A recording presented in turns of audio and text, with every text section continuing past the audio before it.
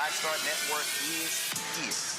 Hold no punches! I'm real revolutionary right now. Support this man, Black Media. He makes sure that our stories are told. Thank you for being the voice of Black America, Roland. Stay black. I love y'all. All momentum we have now, we have to keep this going. The video looks phenomenal. See, this difference between Black Star Network and Black-owned media and something like CNN. You can't be Black-owned media and be scared. It's time to be smart. Bring your eyeballs home. You dig?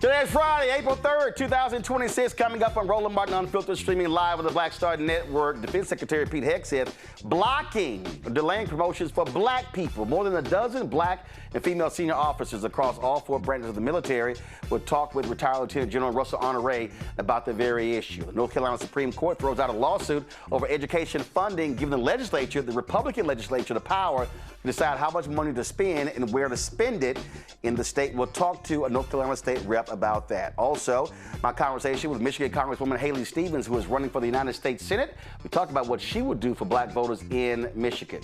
Tomorrow, the 58th anniversary of the assassination of Reverend Dr. Martin Luther King Jr. On this night, he gave his mountaintop speech in Mason Temple in Memphis. We're going to share with you an interview I did at TV One with the author of a book who called this his most epic speech ever. Also, a white pastor in Montana calls out Donald Trump. He used to be in the moral majority. We talk about what's happening with white evangelicals in this country. It's a conversation you do not want to miss that I had with Pastor Chuck Baldwin. It's time to bring the funk on Roland Martin Unfiltered on the Black Star Network. Let's go. He's got it. Whatever the miss, he's on it. Whatever it is, he's got the scoop, the fact, the find. And when it breaks, he's right on time and it's rolling. Best believe he's knowing. Putting it down from sports to news to politics. With entertainment just for kicks, he's rolling. It's on go, y'all. It's Roland Martin, yeah.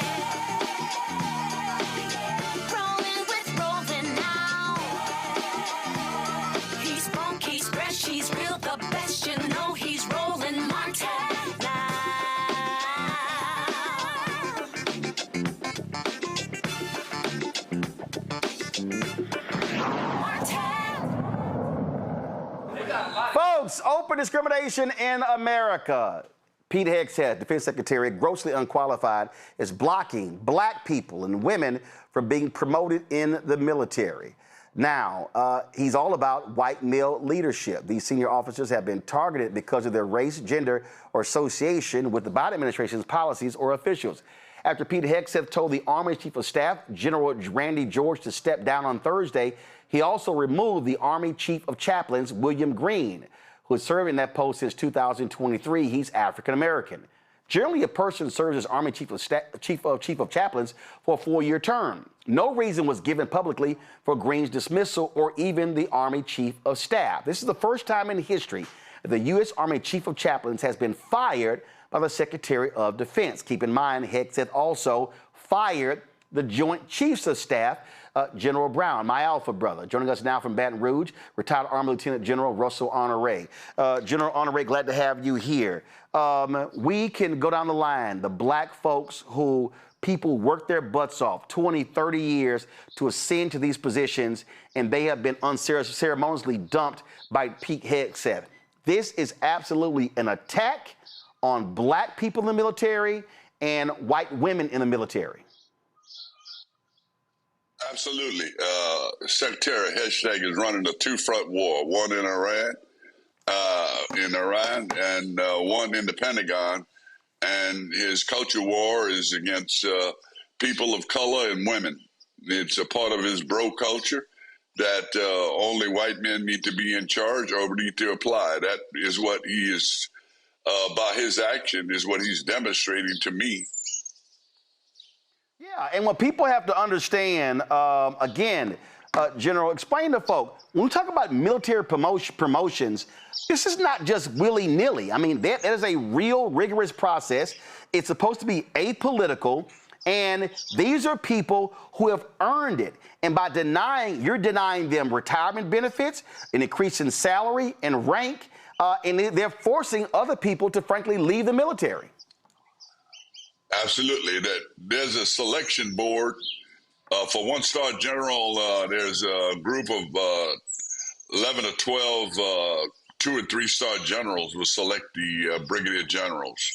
And it's a very competitive process. I've sat on that board 2 times myself, and it's a very tough cut from colonel to general. And the best of the best get selected. And you go around the room, and that's where people talk about what they know about that officer or issues they might have with him. And everybody independently vote. Then they send that to the Secretary of Army and the Chief of Staff of the Army for approval. And normally when that gets to the Secretary of the Army, they will do another legal review to make sure there's no skeletons anywhere in the closet as far as regulatory issues. And then it's forwarded to the Secretary of Defense, who would normally just rubber stamp this and send it on to the White House. Now, there have been issues where that list would get to the Senate, and certain senators might have an issue with an officer on there, or might want the Department of Defense to do something, and they would hold the list up, as Senator Tupperville did some years ago, as you remember. But I've never seen this happen in open combat between the Secretary of Defense and the Secretary of the Army, and I'm sure that was a part of the discussion is what I'm hearing on the street with the Chief of Staff of the Army being fired, is that he wanted to keep those officers on that list. And on top of that, there was a decision last week about chaplains. And what I suspect is the Chief of Chaplains said, hey, maybe we need to do this a different way, or should we discuss this? And any dissent in terms of the old line, dissent does not, disagreement does not mean dissent. With Secretary Hegseth, if you push back on him or have a different opinion or said, hey, why don't you look at it this way, that means dissent to him. But he does not understand that, and he'll look for any opportunity he can to fire a general. NBC News is reporting this here. First of all, Pete Hegseth's book, he complained about wokeism in the military. And this is what they said on Thursday. Hegseth fired the Army Chief of Staff, General Randy George, whose term was expected to be 4 years, ending in September 2027. George, the Army's top officer, was senior military assistant to Defense Secretary Lloyd Austin during the Biden administration. George recently asked to meet with Hegseth to discuss Hegseth's blocking of promotions for some Army officers, which seemed to focus on women and black men, but Hegseth refused to meet or discuss his decisions, according to 2 additional U.S. officials. The thing that's crazy here is, and you know the military well, the reality is we have Democratic presidents, Republican presidents. And typically what happens in the Pentagon is that you might have a Democrat president who appoints his own Secretary of Defense, and they don't sit here and go, are you loyal to a Democrat or loyal to a Republican? Because the military is supposed to be apolitical.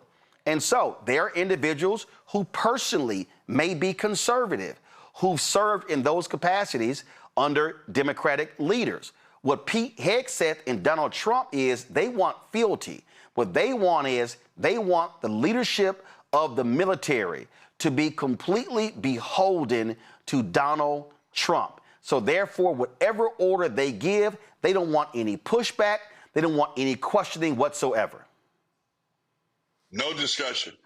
You know, a point in fact, C.Q. Brown, our illustrious former chairman of the Joint Chiefs of Staff, who # fired, was appointed Chief of Staff of the Air Force by who?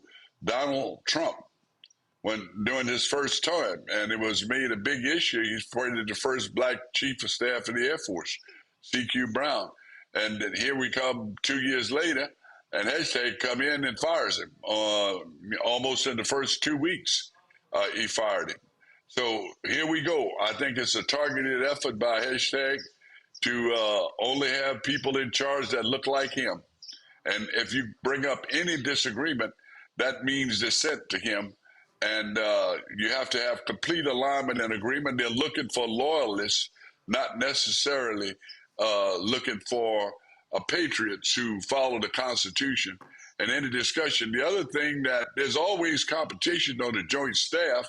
And each service chief, I served on the Joint Staff as a 2-star general. And the word would come out from the SecDef or chairman of Joint Chiefs of Staff with guidance. And there was a lot of discussions and pushback until we got the best decision. But you can't do that in the Pentagon now. You got to do it Pete's way or the highway. Well, here's a perfect example. You had Admiral Alvin Hosley. Henry, go to my iPad. He headed the U.S. military's Southern Command. And then when they were attacking the boats in the Caribbean Sea, he expressed some concern as to whether or not that was a violation of international law. He was in the job less than a year. And again, these are jobs that, I mean, you work your butt off, and you don't get to those jobs until really towards the end of your career. And once you achieve that, you often retire. So if you're an Army Chief of Staff, all right, the only thing above you is a Joint Chiefs of Staff. And so what Pete Hegseth is doing, he is ridding us of extremely accomplished, talented, smart, able-minded leaders, and frankly, replacing them with sycophants. And that, to me, makes our military weaker, because for the people who keep yelling merit, well, clearly they are ignoring merit with these recommendations. I couldn't say it better, Roland, than you just described it. It's all based on not merit, but color. And gender. And gender. Because Hegseth doesn't want women there. And the people that we're losing makes no sense whatsoever. And so, listen, General, I tell people all the time, elections have consequences.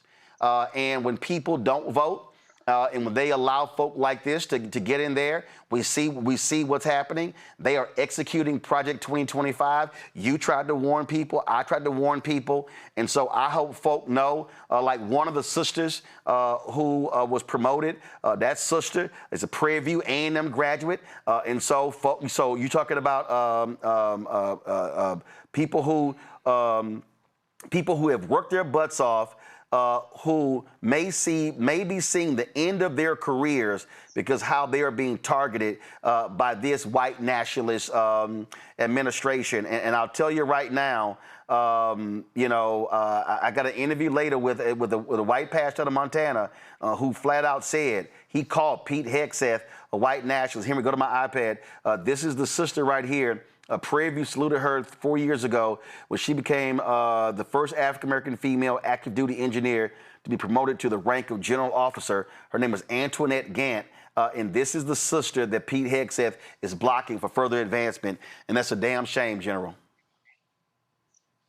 Yeah, as I recall, General Gant is the commander of the District of Washington and is doing a fantastic job. And there was some loose reporting coming out that out of Hegseth's office that they shouldn't have recommended her for that job because the president wouldn't want to stand next to a black female. So let's go back to voting. This ought need to motivate everybody to make sure your registration's straight, that you reserve the day to go vote as a special day in your life, and you take somebody with you, take 2 or 3 with you. But if you don't vote, you don't count. And we need to motivate our young folks to get off the AZZ and go vote. We cannot take this attitude that I didn't get what I wanted the last time and it don't make a difference. Every vote make a difference. Otherwise, we're going to see more of this. Matter of fact, it's going to be encouraged because silence means consent, Laura. Absolutely. General Honore, I appreciate it, my brother. Thanks a lot. God bless America. Yes, sir. And happy Resurrection Weekend. Thanks a lot. All right, folks, going to a break. When we come back, we're going to talk education funding in North Carolina. Republicans on the Supreme Court shut down a 30-year lawsuit. We'll tell you about it right here. Roland Martin Unfiltered on the Black Star Network. Protect your mind. I love you, son. And your mother. More than anything. And I'm gonna keep doing the best I can to prove it.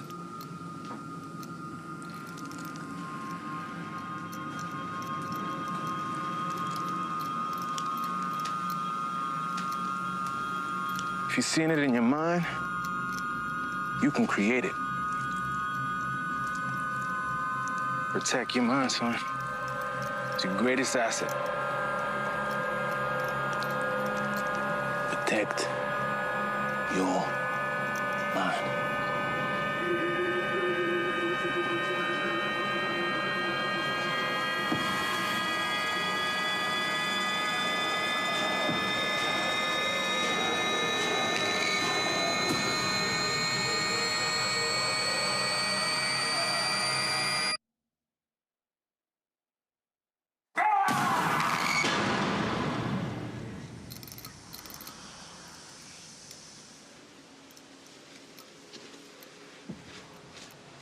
Why does it feel like we're going backward? Voting rights under attack, schools stripped of funding, black history erased. This is the Trump MAGA agenda. They want to take us back. They are redrawing congressional lines in states across the country, deciding who gets power and who gets silenced. We see what this is, a power grab. Virginians won't be fooled. Show up, vote, take back our power. It's a temporary measure that gives the people, not politicians, the final say.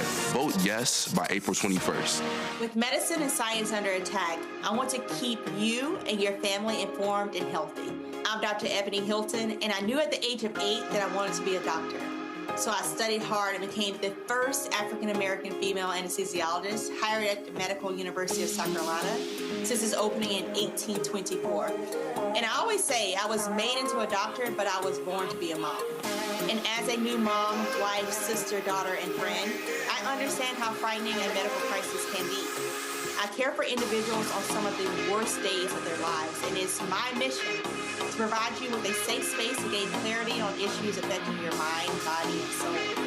I I recognize that there are health disparities, particularly as it pertains to race, and I want to help bridge the gap between you and your healthcare providers. Join me every Thursday for Second Opinion on the Black Star Network, where each week I'll invite experts from various medical fields to share the latest health news. We'll discuss topics such as the vaccine debate, mental and sexual health, medical bias, infertility, menopause, andropause, nutrition, and aging. Together with my medical colleagues, we aim to provide you with a second opinion. Don't miss it, Thursdays only on the Black Star Network. Hey, I'm TD Jakes, and you are watching the Black Star Network.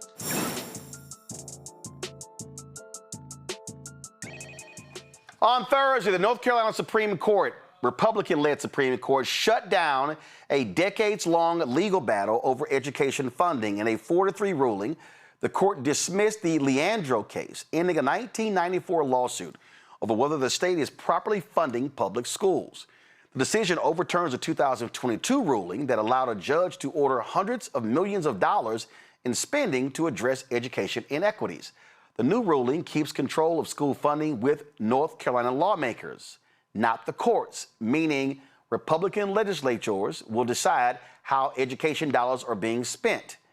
Again, this means that Republican lawmakers are no longer required to follow a court-ordered funding plan. North Carolina State Representative Amber Baker joins us right now. Glad to have you here. This was a battle. We're talking $700 million. We've seen in other states where the courts weighed in when it came to funding. I keep saying this all the time, Representative Baker. Elections have consequences. Republicans have a 5-2 majority on the Supreme Court there. And this is what happens when you have hard right justices deciding these cases. Yeah, good evening, Roland, and to all your guests. It was a gut punch because not only did they roll back over 30 years of a fight, but they have also included in their legislation or their ruling is that this case cannot be re-entered. So $1.3 billion is what it would have taken for them to put in the three major parts of this legislation, which was highly qualified teachers, highly qualified principals, and fully funding universal pre-K in schools where you had low performing scores.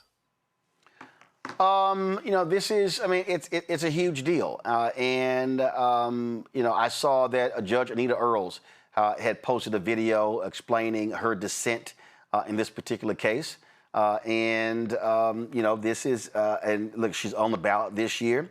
And I keep telling people, those three Republican seats are on the ballot in 2028. When Sherry Beasley was the Supreme Court justice, lost by 401 votes. Had she won, Democrats would have had a 6-1 majority on that court. And we saw when the Republicans took control, they literally reversed decisions the Democratic-led court had made just a few months earlier. And so we can't ignore ideology when we talk about how these decisions are being made by these state Supreme Courts. It's absolutely correct. And the decision was a 4-3 decision, with one of the Republican judges actually siding with the Democrats in terms of not overturning this decision. And so it is absolutely true that in 2022, when we got the initial ruling that the legislature was to release the $1.3 billion, was earlier in the year. And then in November of that same year is when Sherry Beasley lost her race. And it went downhill from there. So what's next? So we are waiting. We are sure that they are going to have some people to file some additional legislation. I'm sorry, not legislation, but to take the courts, not to the lower courts, but possibly try to get it to go to the higher courts, to the U.S. Supreme Court, because even though we as legislators have the primary responsibility of fully funding free and public education, we have failed that on so many levels. As you've had me on here so many times before, we are also dealing with the expansion of voucher programs that now have been extended to parents who send their children to private schools. And so we're looking at like an $8,000 tax credit for those parents who can afford that, which means that it is continuing to hurt our poor and lower wealth counties who do not have a stronger tax base to augment what they get from the state. Well, it is a hard decision, but it's one that we have to confront and deal with. And again, I just keep telling people, you have to look at the math. You have to look at the fact that what Republicans have done in North Carolina, they have politically gerrymandered and racially gerrymandered the state. That's why they have control of so many legislative seats in the House and the Senate. And the reality is, if this court flips, just like we saw in Wisconsin, if this court flips to where they no longer control it, then what then happens is people can then sue, and that court can rule against political gerrymandering that can realign the state, and then you will see a much more fair state in North Carolina when it comes to these rulings. And so people have to understand there's a direct correlation between this decision, the people making this decision, and then how people are voting. And too many of our people who sit out elections, we are allowing other people to decide our fate. Yeah, and I don't know if you discussed this on your show, but you know, the Senate Pro Tem Phil Berger lost his primary race by 23 votes. His son is one of the Supreme Court justices that ruled on this case. We had several Republicans that also had Republican challengers that lost their seat as well. And so tide is a shifting, but it is important, ever so important now, that we continue to push and get out the votes, because I believe that the Republicans have just pushed a little bit too far, and people are paying attention, not only to what the Republicans are doing, but how Democrats are voting as well. And so it's really, really important that we stay engaged, that we continue to work to push out the vote. And, you know, we've got to get back to ground roots campaigning. We can't just keep dialing it in. We can't just rely on social media, text messaging, phone calls. Like, we've got to get out into community and help people to understand what the correlations are. Absolutely. All right. We certainly appreciate it. Thank you so very much for joining us. Thank you, sir. All right, folks, got to go to a break. When we come back, today marks the day Dr. King gave his last sermon at Mason Temple in Memphis. We'll share with you an interview that I did with the book author who said that his speech that he gave on this date 58 years ago was his most epic biblical speech. Also, we'll share with you an interview I did with a congresswoman from Michigan who wants to become the next United States Senator in Michigan, and a great conversation with a white pastor from Montana who had tough words for Donald Trump, who also says that we must confront white nationalism in this country. All of that right here on Roland Martin Unfiltered, on the Black Star Network. Support the work that we do. Join our Bring the Funk fan club. If you want to contribute, your dollars make it possible for us to do the work that we do here. Cash App, use a striped QR code. You see it right here. That's for credit cards as well. Checks and money order, make it payable to Roland Martin Unfiltered. P.O. Box 57196, Washington, D.C. 2037-0196. PayPal's R Martin Unfiltered. Venmo is RM Unfiltered. Zelle, Roland at RolandSmartin.com, Roland at RolandMartinUnfiltered.com. Back in a moment. MAGA Republicans ended diversity programs, cut funding for black students, and fired federal employees. And they won't stop there. Now, they've redrawn congressional maps so that they can rig the November elections. But we have the power to stop them. By voting yes for fair elections, we have the final say on who represents us in Congress. This is a temporary measure to restore fairness. They are not backing down, and neither can we. Make a plan to vote by April 21st and vote yes for fair elections.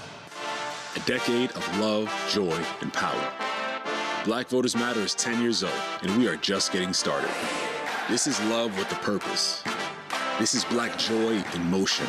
This is unstoppable power. Across campuses, neighborhoods, and back roads.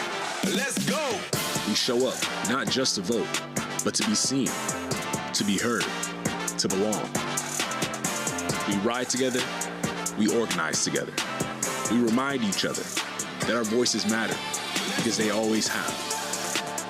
Black Voters Matter is about more than ballots. It's about housing and healthcare, clean water and living wages, education, reproductive freedom, and dignity. It's about turning pain into action, turning belief into movement, turning community into power. We don't wait to be invited. We bring the energy. We bring the love. We bring the people. Because when Black communities come together, we don't just survive, we thrive. This is how change happens. This is how history moves. We organize, we build, we win. I'm Mark Morial, President and CEO of the National Urban League, and I'm watching the Black Star Network.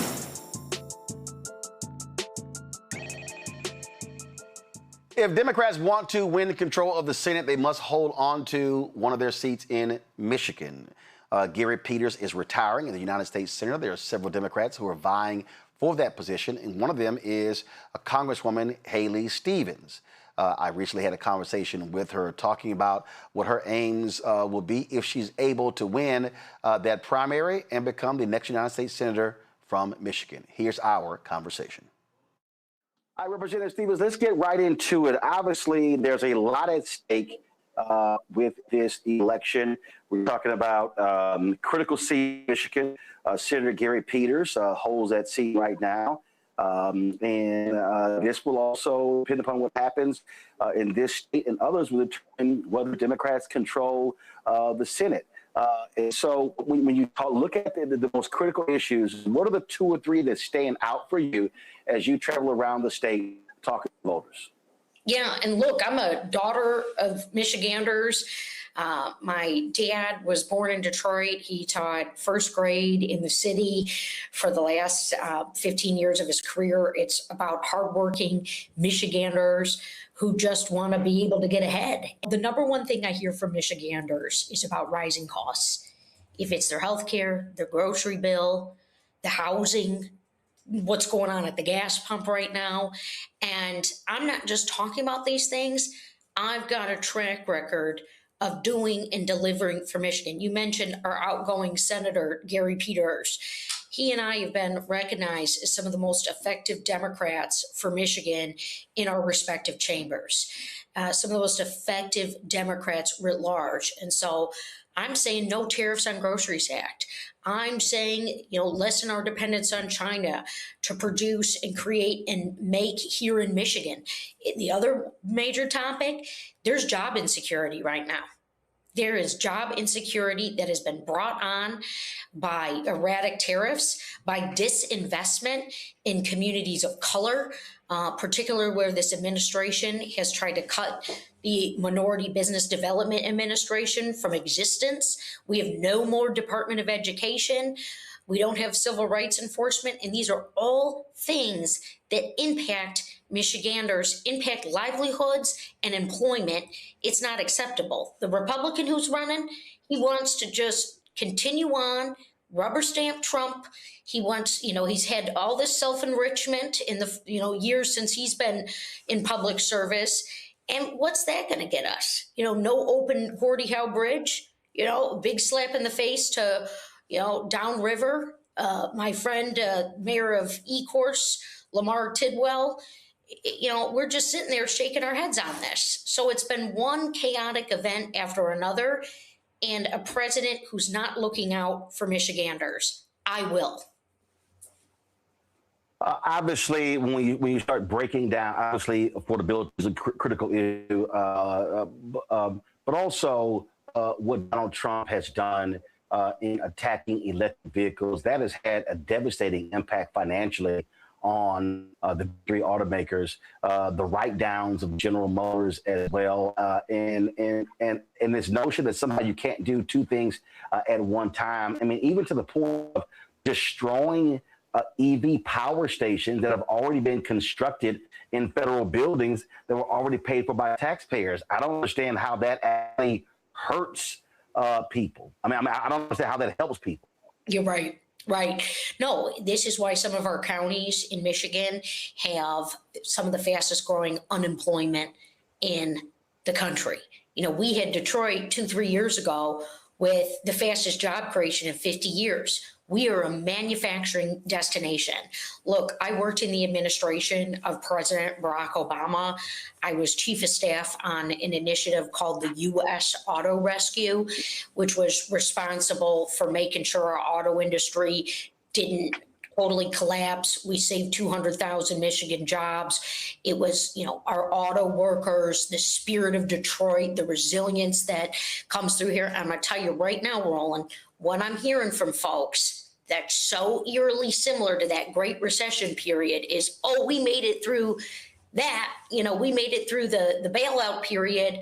So I guess we can make it through this. And the tax bill that Trump and his allies in the House and the Senate pass has had dramatic impacts on clean energy, new innovations. I had 450 clean energy jobs in my district alone, just, you know, go by the wayside in December, right before the holidays. We had $50 million getting pulled out of Detroit. We had a whole industry just really on standstill. And look, I'm not in the business to tell people you got to buy this car or that car. That's for the car salesman. But what I am in the business of doing is protecting, expanding, growing Michigan jobs, and making sure that we can beat China. You know, we do that here. And I'm going to tell you, there's so many incredible and remarkable things that I've seen, you know, as a manufacturing evangelist in my time in the United States Congress, is one of the reasons why I'm running for United States Senate, because my state needs a pit bull in there who's going to advocate, you know, for our people and our biggest source of employment and jobs, and that's the autos and manufacturing. Oh, it was interesting to me. I think it was in Mississippi that there was this one town. There was, you know, 1,000 jobs making batteries, and by pulling that money, it all went away. And we're seeing sort of this spiteful decision making that's coming out of the White House, and House Republicans and Senate Republicans capitulate and literally say nothing when these arbitrary decisions are being made. Yeah, and these have been, you know, billion-dollar investments. You know, you look at a company called Magna. You know, I visited them through my Manufacturing Monday program. You know, it's a Canadian-based company. They've got huge enterprises here in Michigan. You know, you're driving outside of Detroit, you see their facility. I had one actually across the road from me where I used to live in Oakland County. And I'm going to tell you, the president starts a trade war with Canada, in addition to the disinvestment and the push against, you know, some of these new innovations, as you're mentioning. I remember when that Mississippi announcement got made too. And, you know, they're going against their own interests. So Michigan companies right now are saying, wait a minute, we put in tons of money to have these jobs and to have this section of our economy, and the rug's been pulled out from underneath us. It's a big problem. But when it comes to black voters in the state, we have seen last civil elections a decrease in black voter turnout. There are black voters, and especially black men, who say that, listen, they're not getting the response they need from Democrats. And so what specific agenda are you saying to black folks in Michigan that if they put you in the United States Senate, you'll be fighting on their behalf? Yeah, and this is not something new for me. You know, I have long been a part of solutions, activities, investments into Black communities. I've got legislation I'm taking right to the United States Senate. It's one of the reasons I'm running to invest in Black-owned businesses. There's been so many rounds of seeing what COVID did to Black entrepreneurship, what is going on with the canceling of the Minority Business Development Administration. And we don't need another loan, right? Folks need access to capital. And so I've got a bill called the IDEA Act, to do the investment into Black entrepreneurship and Black-owned businesses. I want to see that get done. We know that Black unemployment is rising. We know that these cuts that this administration have made have hit our Black community hardest. And I say this, which is I campaign like I govern, and I govern like I campaign. I show up in communities. I've been doing that.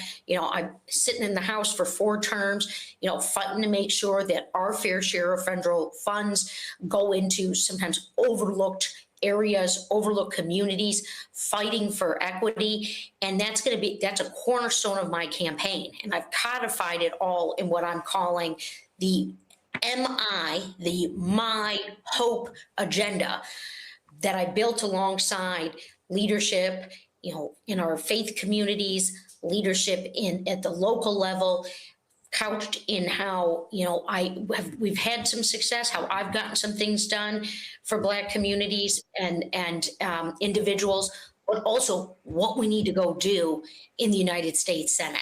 So it's an intentional and continual part of my work.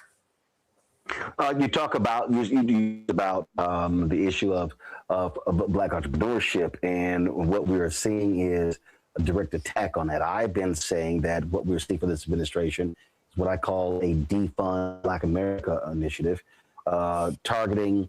We're seeing. I had a story just the other day of Black contractors, the opportunities they've lost, hundreds of millions of dollars with the stoppage of Doge contracts, grants along those lines. So what would you do in that regard if you are a United States Senator? Yeah, you've hit it right on the head that we are seeing a defund movement going on from this administration and a canceling of programs that, impact people's lives and also have contributed to rising unemployment. And here's the deal, we hold the purse in the Congress, except for it feels as though the Congress has forgotten that. And so, I want to make sure when it comes down to appropriation time, I just today introduced legislation about the Social Security Administration, and I called it the Customer Service Act because of the 7,000 jobs that were cut and pushed out of Social Security, and it's hurting people who try and get access to their benefits.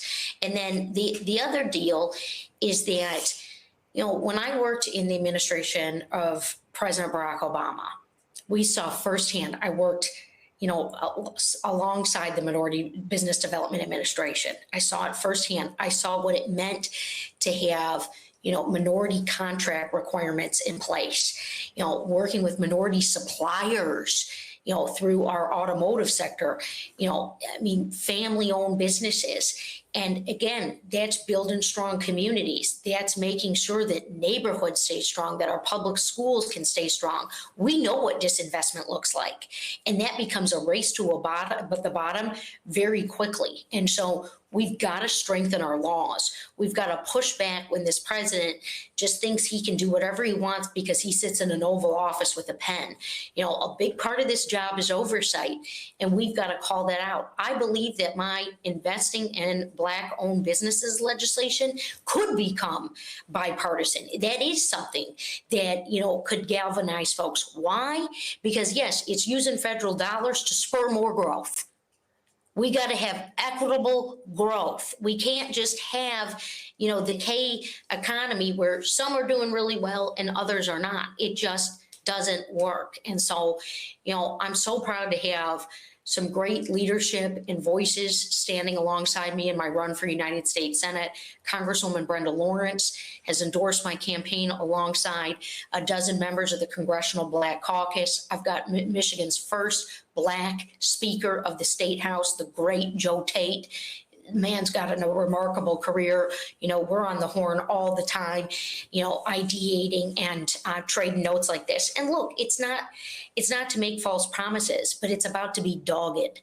Roland, we can't be sweeping these things under the rug when they're cutting off minority businesses from federal contracts. It's not right. One of the things that we also are seeing is this, the rising cost of education.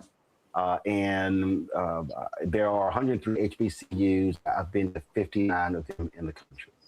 And what is always shocking is when you see how dramatically states are no longer funding college tuition. And then you start seeing these cuts on the federal level.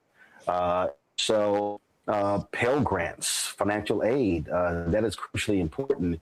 What are you looking at in those areas? Because we talk about PCUs,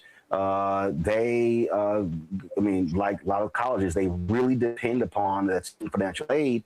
And, you talk about 80-90% of those students are getting those Pell Grants, things along those lines. And so what is your plan when it comes to Congress, when it comes to the federal government, doing better at financing college education? Because we can't talk about, beating China, and when it comes to STEM, when it comes to technology in the future, you don't have the folks who are in position to do that.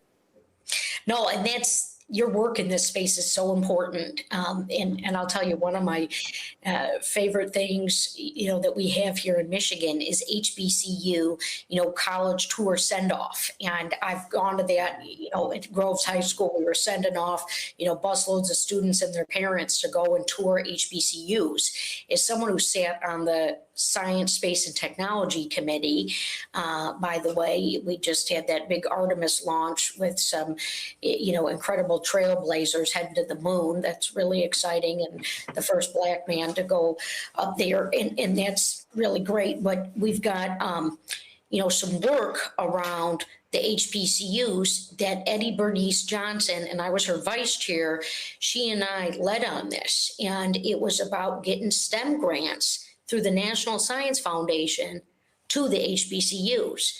Because you hit it right on the head. We heard from researchers all over, the academics, the researchers, the businesses, all this. They said, you're leaving American talent behind. And this was before, they decided to attack equity on the Republican side, which is so backwards, because we saw that if we're leaving American talent behind, we're falling behind. And so with the CHIPS and Science Act, which I helped to pass, we put all those priorities in. When you're talking about Pell Grants, they need to be expanded. We need a Department of Education.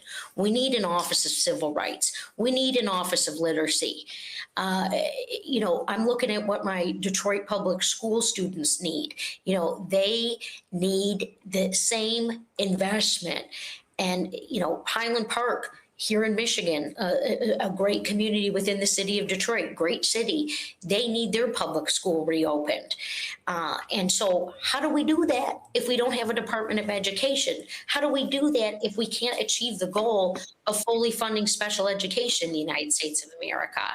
And so this is why I've long pushed to expand Pell Grants. And it's also why, frankly, one of the best bills I ever got to introduce, which was a Student Aid Act, and it came from my friends, the Mason family in Hazel Park. I knocked on their door. They had me, basically over to their house. I was just, saying hi to folks in the neighborhood, reminding them of the election coming up in a couple months. And we started talking, and the parents in that conversation opened my eyes to a huge loophole we have with financial aid, which was that mom and dad, both UAW workers, by the way, working in a different plant, were so proud, sending their two students off to Michigan State University, go green, and they'll say go white, because green and white, that's, the Michigan State colors right behind me here, although I love all our Michigan schools. But what Dad showcased to me is he said, Haley, we don't qualify for financial aid. The family didn't qualify for financial aid, even though Dad was still sitting on student loan debt himself. Why? That's a loophole. So I wrote legislation to close that. I can't tell you how many families, they want to have their kids. Not everyone, and that's great. There's great apprenticeship programs, but his kids were going into math and psychology, and yet they were going to incur the same debt that he did. So I wrote a bill to close that. Last question. There's somebody sitting out there watching and listening who's in Michigan, who says, I don't trust the process. It doesn't work for me. It only works for folks of means, who are rich, who have access. What do you say to that person as to why they need to be registered and why they need to vote in the Michigan primary, but also in the general in November? Well, one, your vote matters, and it deeply matters. But two, it matters because it's your taxpayer money. And where you're voting is determining the benefits, it's determining the effective utilization of resources, and we need that system to work better for working people. I'm going to tell you right now, folks feel tuned out and turned off because there's promise after promise made, and yet costs just go up, and billionaires just become double billionaires and more billionaires. I believe, as a tried and true public servant who's running for United States Senate with a whole lot of public service in my heart, that people should not be getting rich while in public office. And this is why I wrote legislation called No Getting Rich in Congress. All right. I don't own stock. I'm not a millionaire, and I'm not trying to become one. I'm trying to make your tax dollars work for you and your family so the working person can get ahead. And so that's why your vote matters. All right. Representative Haley Stevens, we appreciate you joining us on the show. Good luck in your race for the United States Senate. Thank you. Folks, up next, I will explain to you why Virginians, especially black people, should vote yes on April 21st in their redistricting special election as payback for Republicans screwing over black elected officials. You need to watch what I have to say. Plus, we'll share my interview with a author who said that Dr. King's speech on this day in 1968 was his most epic speech. Plus, a white pastor in Montana who has tough words for Donald Trump says Secretary of Defense Pete Hegseth is an absolute white nationalist. Ooh, it's an interview, y'all, you do not want to miss. All of that in the second hour of Roland Martin Unfiltered, right here on the Black Star Network. We'll be right back. Why does it feel like we're going backward? Voting rights under attack, schools stripped of funding, black history erased. This is the Trump MAGA agenda. They want to take us back. They are redrawing congressional lines in states across the country, deciding who gets power and who gets silenced. We see what this is, a power grab. Virginians won't be fooled. Show up, vote, take back our power. It's a temporary measure that gives the people, not politicians, the final say. Vote yes by April 21st. Protect your mind. I love you, son. And your mother. More than anything. And I'm gonna keep doing the best I can to prove it.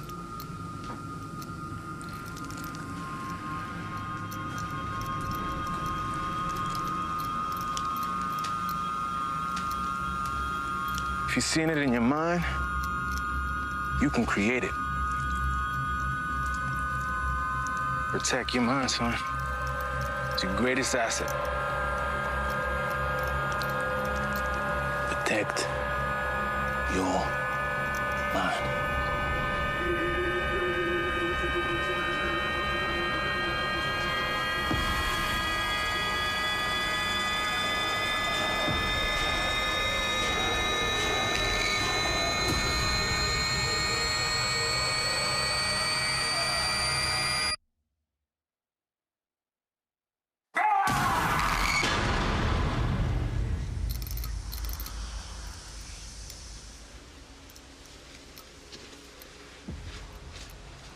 Virginia, we are counting on you. Republicans want to steal enough seats in Congress to rig the next election and wield unchecked power for 2 more years. But you can stop them by voting yes by April 21st. Help put our elections back on a level playing field and let voters decide, not politicians. This is the responsible thing to do. Help us chart a better path forward, Virginia. Vote yes by April 21st. Hey, I'm Malcolm Lee, and you're watching the Black Star Network.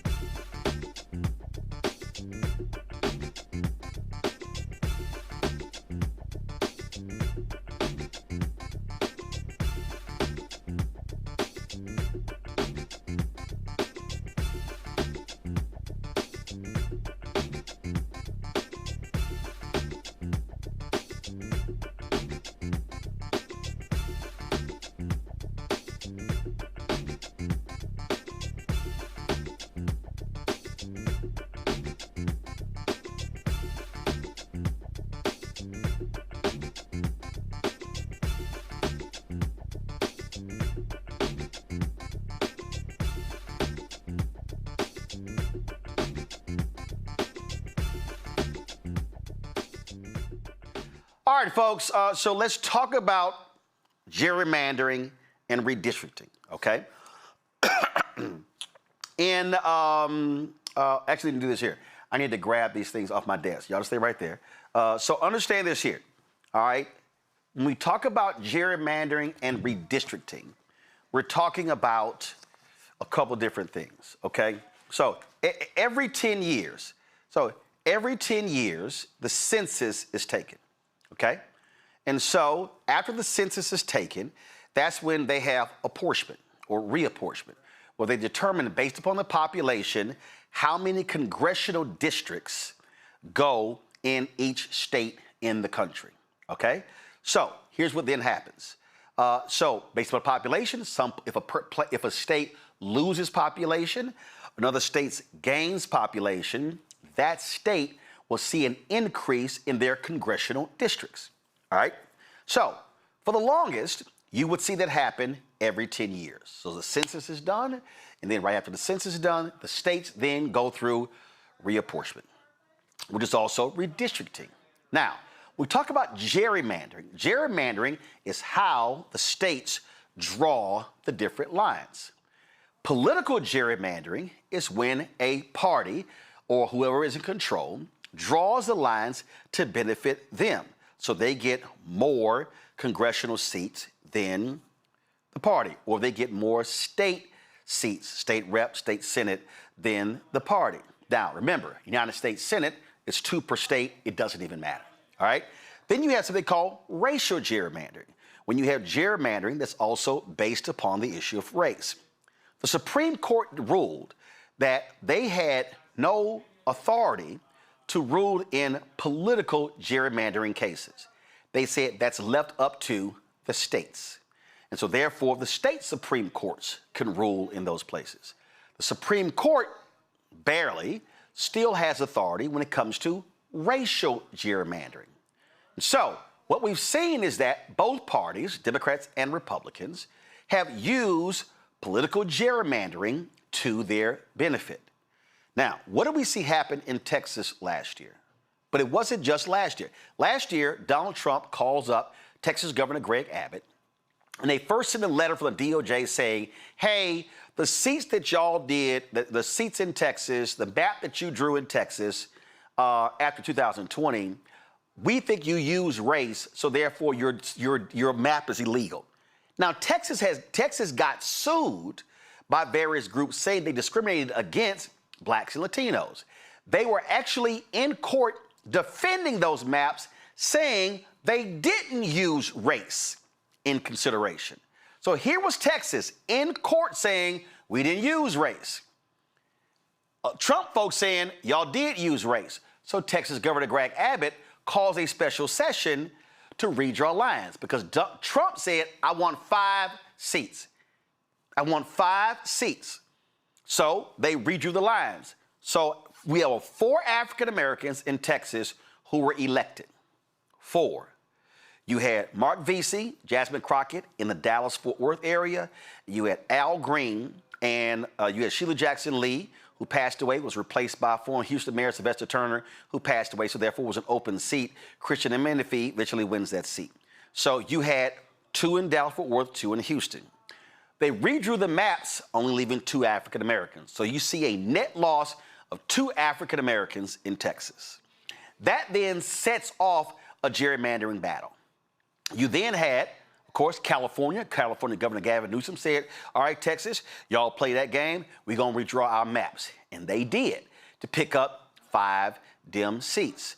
Well, Republicans across the country said, we're going to go after this. So they said, redraw the maps in Indiana. Indiana Senate voted it down. It didn't happen.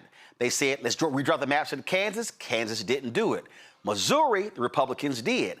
They wiped out the seat of Congressman Emanuel Cleaver in the Kansas City area. Republicans in North Carolina wiped out the seat of Congressman Don Davis. Now, let me explain to you North Carolina, okay? North Carolina was a 10-4 Republican majority in North Carolina. Then when the Democrats took control of the state Supreme Court in North Carolina, it was then 7-7. They said no political gerrymandering. Well, when the Republicans took back control of the Supreme Court, they said allowed, went back up to 10-4. Now, by trying to cancel Don Davis's seat, all of a sudden, Republicans say they wanted an 11-3 majority. Now, I want you to hear what I'm just saying. Because Republicans did that in North Carolina, that pretty much gave them the majority in the United States House. They barely got a majority, but they had a +4 pickup in North Carolina. Now, also, you got to remember, this here happened in Florida. So in Florida, Florida Governor, here we go to my iPad. Florida Governor Ron DeSantis, what he did was he targeted a black district that was in North Florida. Ron DeSantis, on his own, targeted the district, okay, alleging that the creation of that district conflicted with the 14th Amendment. Now, Republicans in the legislature didn't want to do this, but he drove the map through. What ended up happening? The Florida Supreme Court then affirmed Ron DeSantis' decision in Florida. So, let's do the math. So we lost a black seat in Florida, that's 1. We lost 2 black seats in Texas, that's 3. We're going to lose Cleaver's seat in Missouri, 4. And then may lose Don Davis's seat in North Carolina, that's 5. That's 5 black seats. Now, you may now begin to ask, well, hold up, I need to understand, where did all this stuff happen? Well, all of this stuff really happened in 2003. In 2003, Tom DeLay, who was in the House, what he did was he said, yo, let's have us an advantage. So in Tom DeLay, so this would happen here. This was a newspaper article in the Austin American-Statesman, and it said, AWOL Democrats found. So what happened was Democrats fled Texas and went to Oklahoma to keep them from having a quorum to pass those maps. And so, as you see in this story here in the Texas Tribune, you see it right here. 2003, Tom DeLay drove this entire deal. So when it came to mid-decade redistricting, all right, what happened was Tom DeLay said, why do we need to wait? We got the majority in the Texas legislature. Let's run the table. And that's when this whole mid-decade redistricting thing started taking form. So what you're dealing with here are Republicans who started the whole deal with mid-decade redistricting, and they were the ones who began this process. So where are we at right now? So Democrats were sitting here, oh, play fair, play fair. Democrats didn't do mid-decade redistricting. Republicans did.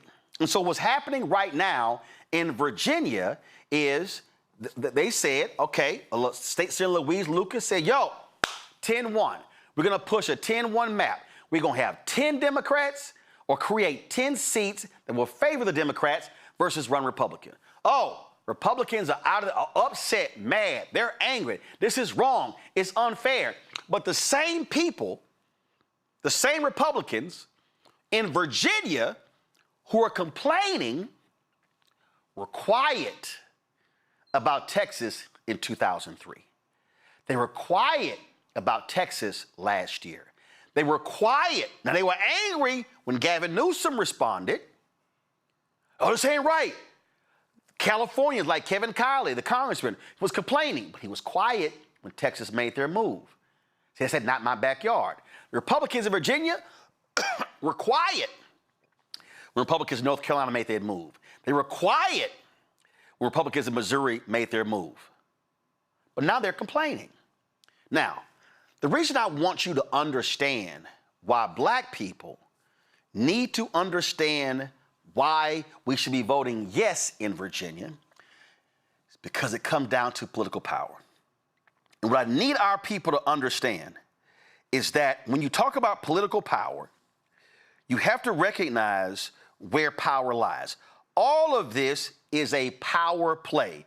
Everything that I am describing for you is a power play. So I told y'all, remember, we lost one black seat in Florida. We're going to lose 2 black seats in Texas. We're going to lose a black seat in Missouri. We're going to lose a black seat in North Carolina. That's 5 seats. They targeted those as Democrat losses. But for us, it's a loss of power. Now, I want you to see this here. This right now is the current makeup of the Congressional Black Caucus. And so you'll see right here what's going on. Now, Congresswoman Eleanor Holmes Norton not running for re-election. Congressman Danny Davis not running for re-election. Congressman Davis Scott is going to be in a brutal primary. It's like 14 people running against him. The Republicans are trying to wipe out the seat of Congressman Emmanuel Cleaver. Congressman Al Green is in a battle with Congressman Christian Menifee for that 1 seat in Texas. In Houston. Republicans in Indiana chose not to change their map, and so Congressman Andre Carson, his seat is protected. Then, of course, we have these seats here. Congressman Mark Vesey is going to be out of Congress as a result of them removing his seat, him not running. Congressman Robin Kelly, she's leaving Congress because she ran for the United States Senate, and she actually lost as well. And then if we go through the map, I believe Congressman Dwight Evans is not running for re-election. Then if we go here, if I look at the map here, let's see, they're all staying. Congressman Richie Torres is in a battle for his congressional seat against Mike Blake and others. If I go through the map, Congresswoman Sheila Sherflis McCormick was found guilty by the House Ethics Committee. She's also been indicted, and so she may very well not be running. Congresswoman Jasmine Crockett will be leaving. She's going to be replaced by Pastor Frederick Haynes. She ran for the United States Senate. You see right here in Don Davis in North Carolina, they made his district more Republican. So that seat is going to be tough. Congresswoman Valerie Fouché, she won by 1% in North Carolina, so she'll get reelected. And then as we go through here, then we see folks who are here. We'll see what happens here. Former Representative Cori Bush will be battling Representative Wesley Bell in a rematch of the last election. And then if we go down here, let's see here. So these are all the members. And Congressman, of course, Sylvester Turner, he passed away last year. He's been replaced by Congressman Christian Menifee.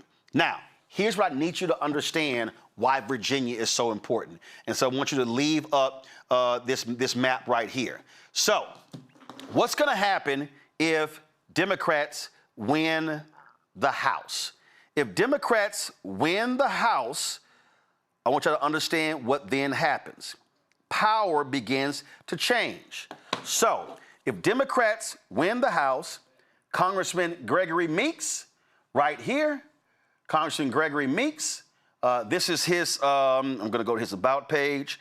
Congressman Gregory Meeks, he'll be chair of the House Foreign Affairs Committee. That means all issues dealing with foreign policy, he's going to be the chair of the committee. He will control and direct what direction the committee goes in.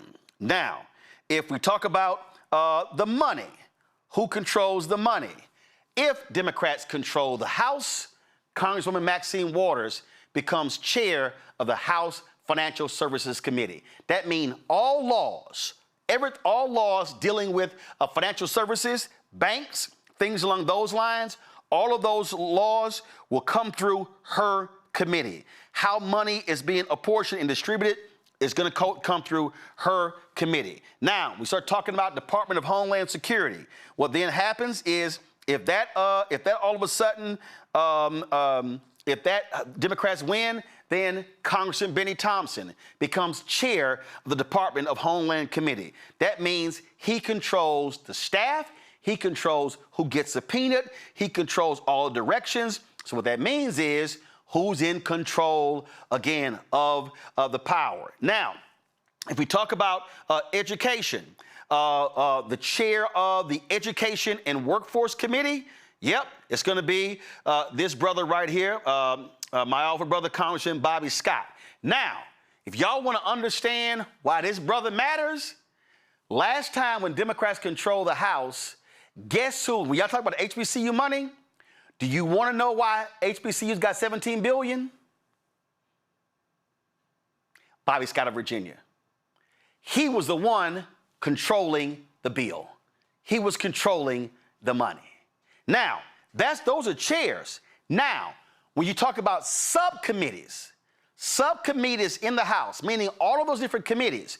Now, again, we're talking here, if we just do the number 4, 8, 12, 16, 20, 24, 28, 32, 36, 40, 44, 48, 52, 56, 60, 62.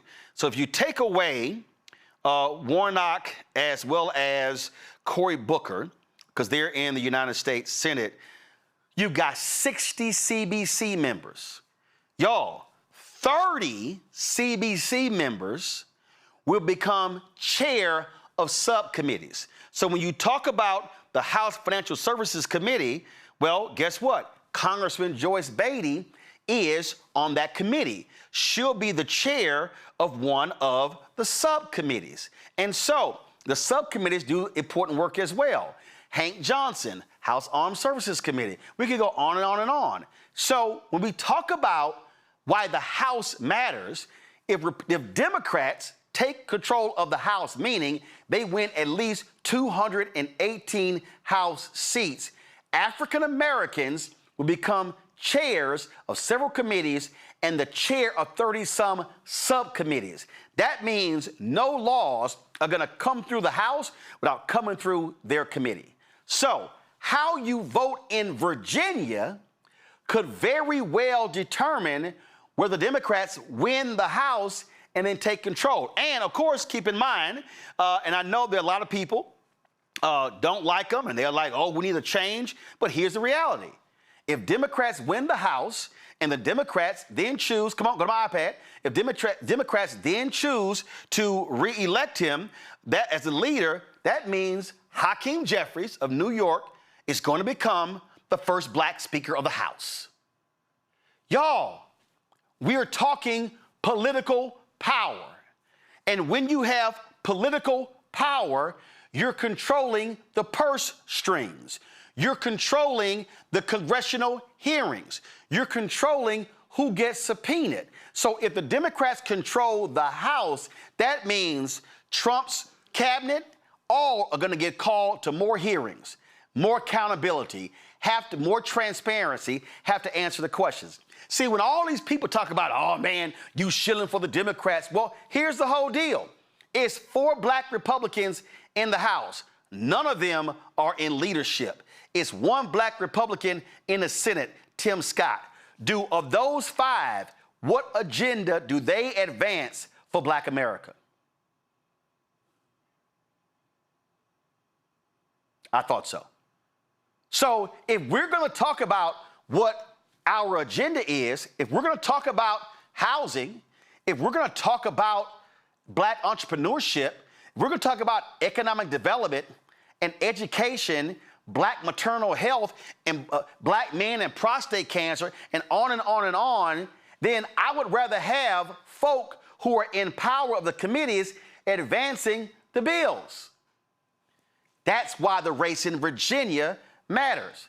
Because if the map in Virginia is changed, and let's say Democrats pick up 4 or 5 seats, let's say that on April 21st, and early voting is taking place right now in Virginia, right now, early voting is taking place.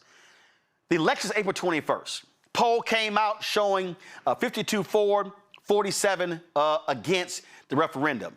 Well, it don't matter how many points it wins by. If it wins 51-49, it wins. That means that when they go vote in November, map changes. Let's say the election is tight. Let's say it comes down to 218, 217. That means that pickup of 4 seats in Virginia changes the election. Just like the pickup of 4 seats in North Carolina wanted for Republicans. So I hope y'all now understand what I'm talking about when we're talking about political power, why these congressional seats matter, why the races matter. See, I don't get caught up in all that silliness. Oh man, you sitting here, you shilling for the Democrats. Anybody who says that, I will ask him, give me your 5 top issues. Give me your 5 top issues, and let's see whether Republicans support those top 5 issues right now, or whether the Democrats gonna support your 5 issues. Y'all, this ain't about party. It's about policy and power. And that's what I'm talking about. And that's why in Virginia, they are paying black Republicans to lie, obfuscate, and confuse black people. The black Republicans are being fronted. They're fronting in Virginia. They're sending out these mailers. Y'all got it pulled up right there on the screen. They are sending out these mailers to black households to convince them to vote no. They're trying to use the photos of Barack Obama. They're even running, they had this little commercial showing images of black people protesting, saying they trying to steal our right to vote. And y'all, let me tell you what they're doing. I'll tell you how they're doing it. They're not buying ads on my show. Get the video, no. Get the video ready. Get the video ready, and I want y'all to put it in a box without screens. I don't want to look like it's an ad. Let me tell you what they're doing. So pull the ad up. Tell you what they're doing. They're not buying ads through me. They're going to YouTube. I need y'all to hear what I'm saying.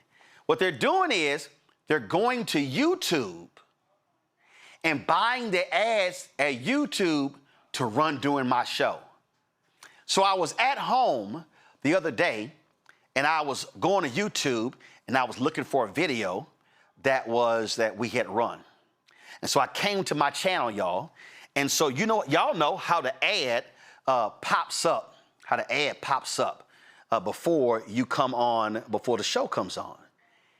Their vote no ads were running on my show. That was by design. That was by design. And that's what they're doing. And so I just need everybody to understand this is how the dots are connected. So if you're in Virginia and you vote yes for the redistricting referendum, you could very well be deciding who controls the House. And then if Democrats control the House, that means that Black caucus members are now in power. Now, see, a lot of y'all love complaining about Democrats and Black caucus members. Well, that's why your ass should vote in the primary. That means that the type of Democrat you want, you should be pushing for in the primary.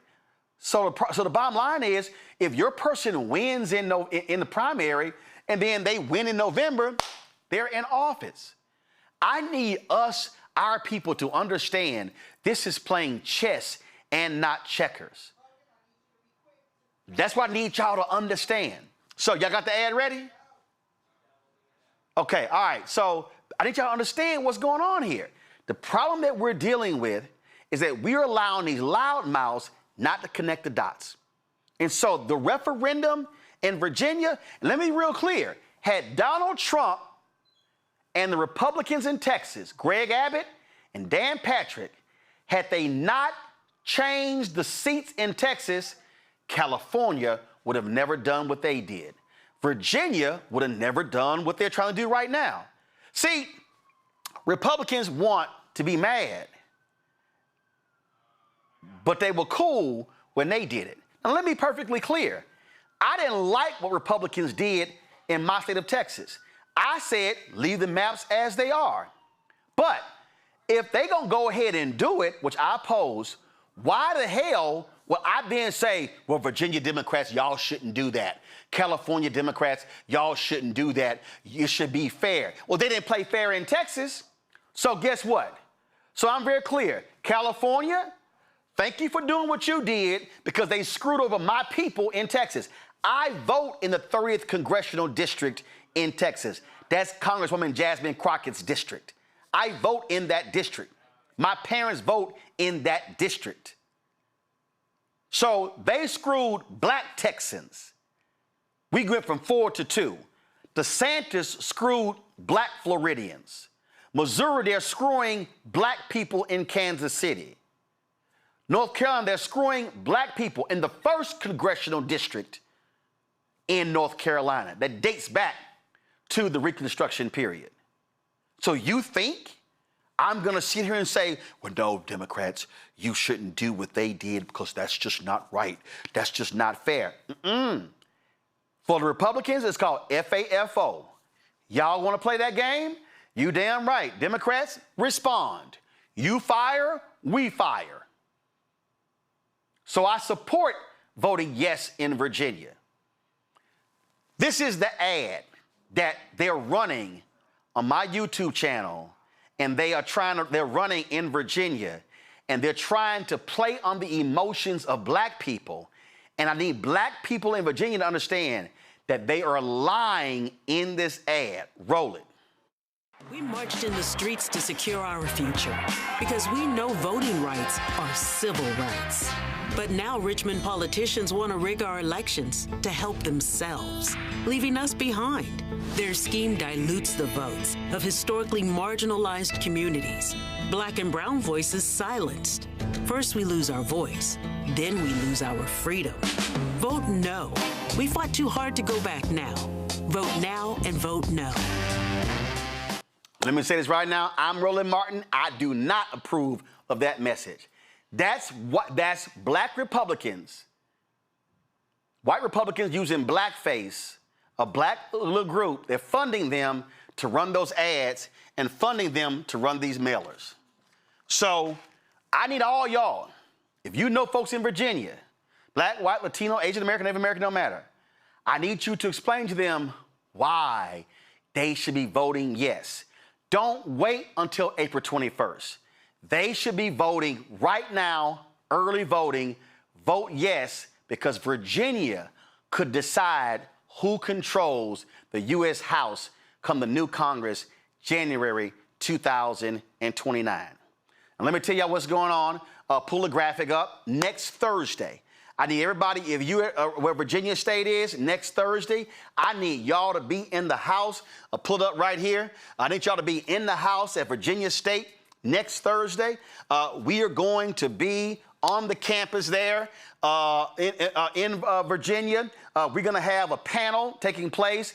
Virginia State University, Harris Hall, Academic Commons, 20903 University Avenue, Petersburg, Virginia. Senator Tim Kaine, Senator Mark Warner, Virginia Speaker of the House Don Scott, Congresswoman Jennifer McClellan, and others are going to be there. We're going to be talking about political power, talking about redistricting in Virginia, talking about what then happens if Democrats take control of the House and the Senate, what that means for African Americans in Virginia, African Americans in this country. So that's going to be on Thursday, April 9th. And so we want to pack the house out, spread the word. Now, the next day, we're going to be at Norfolk State.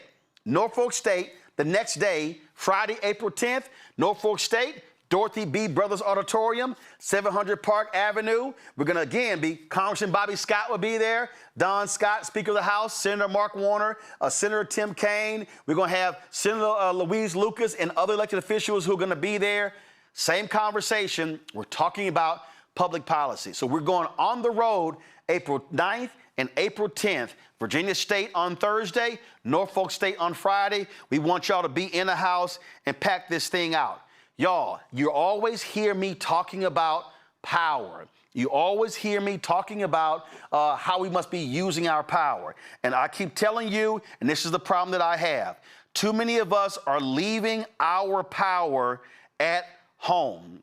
We're sitting here mad, upset, they ain't doing this, they ain't doing that. Y'all, I'm all about one thing, winning. I'm all about us being in control of the whole deal. And this was the thing. Fox News did an article on Senator Louise Lucas, who was talking about 10-1. And then she put this graphic out in responding to Fox News. She said, you all started it, and we're effing finished it. Talking about the 10-1 plan. So I hope y'all now understand what I'm talking about is when you vote yes in Virginia, how that special election on April 21st, early voting has already started, could decide the fate of the entire country as to who controls the House. And why is Donald Trump, why did Donald Trump desperately want to get those 5 seats in Texas and desperately do political gerrymandering elsewhere? Because he said it. Republicans, if y'all lose the House, they gonna impeach me.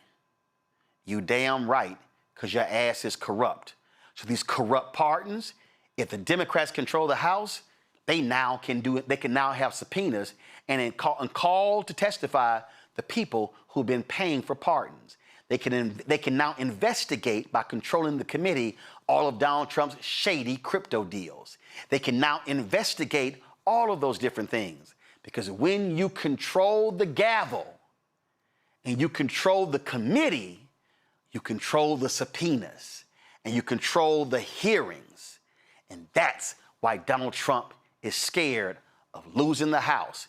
And if Democrats flip the Senate, that means if they win, keep their seat in Georgia, Senator John Ossoff, keep their seat in Michigan, all they need are 4 seats, y'all.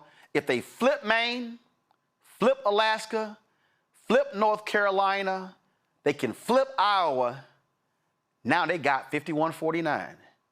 They could pick up 2 other seats. Democrats could have a 53-47 majority in the Senate. That now means not one Donald Trump appointee can be approved unless Democrats approve it.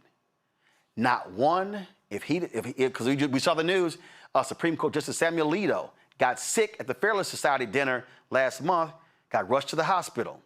If something happens to one of his Supreme Court justices, Democrats can say, no, we're not going to have a hearing.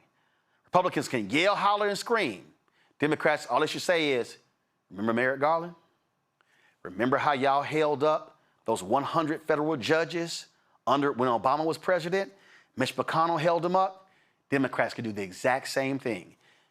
Mitch McConnell refused to let Obama Obama appointed 100 federal judges. Mitch McConnell would not let them get confirmed.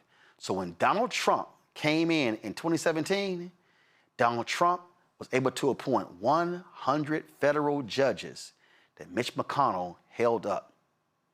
If Democrats win the Senate, payback is a mother. They can do the exact same thing. Y'all, this is a power conversation. This is why we must vote yes in Virginia, and we must take these people, take MAGA out in every single state, beat them, overwhelm the voting system in every state, in Georgia, in North Carolina, in Florida. If you want to beat MAGA, don't tweet about it, don't post on Facebook, don't put it on TikTok. You do it at the ballot box. If you want to show them what black power looks like, you do what black people did in 2008. We turned out in massive numbers when Obama was elected. That's why they're changing the laws, because they are scared of what happened in 2008. In 2008 was the first time in American history that black people voted at a larger percentage than white people in America. It had never happened before, and it hasn't happened since, because too many of us have chosen to sit on the sidelines and not get in the game. It's time for us to get back in the game and to show MAGA we mean business. Back in a moment. Why does it feel like we're going backward? Voting rights under attack, schools stripped of funding, black history erased. This is the Trump MAGA agenda. They want to take us back.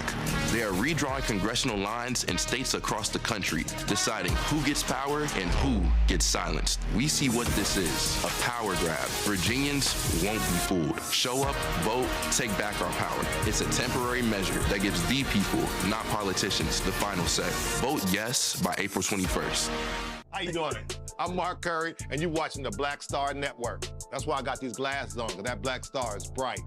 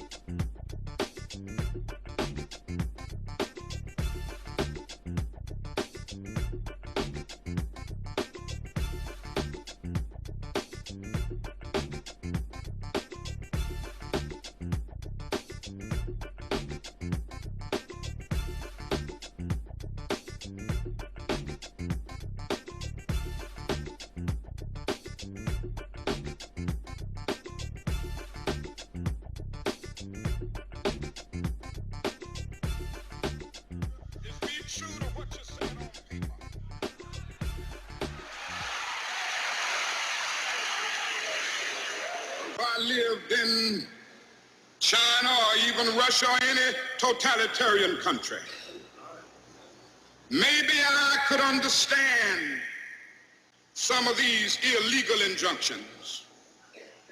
Maybe I could understand the denial of certain basic First Amendment privileges because they haven't committed themselves to that over there. But somewhere I read of the freedom of assembly. Somewhere I read of the freedom of speech. Somewhere I read of the freedom of press.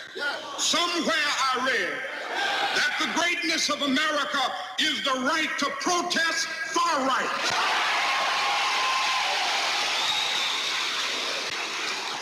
April 3rd, 1968, Reverend Dr. Martin Luther King Jr. gave his last sermon at Mason Temple.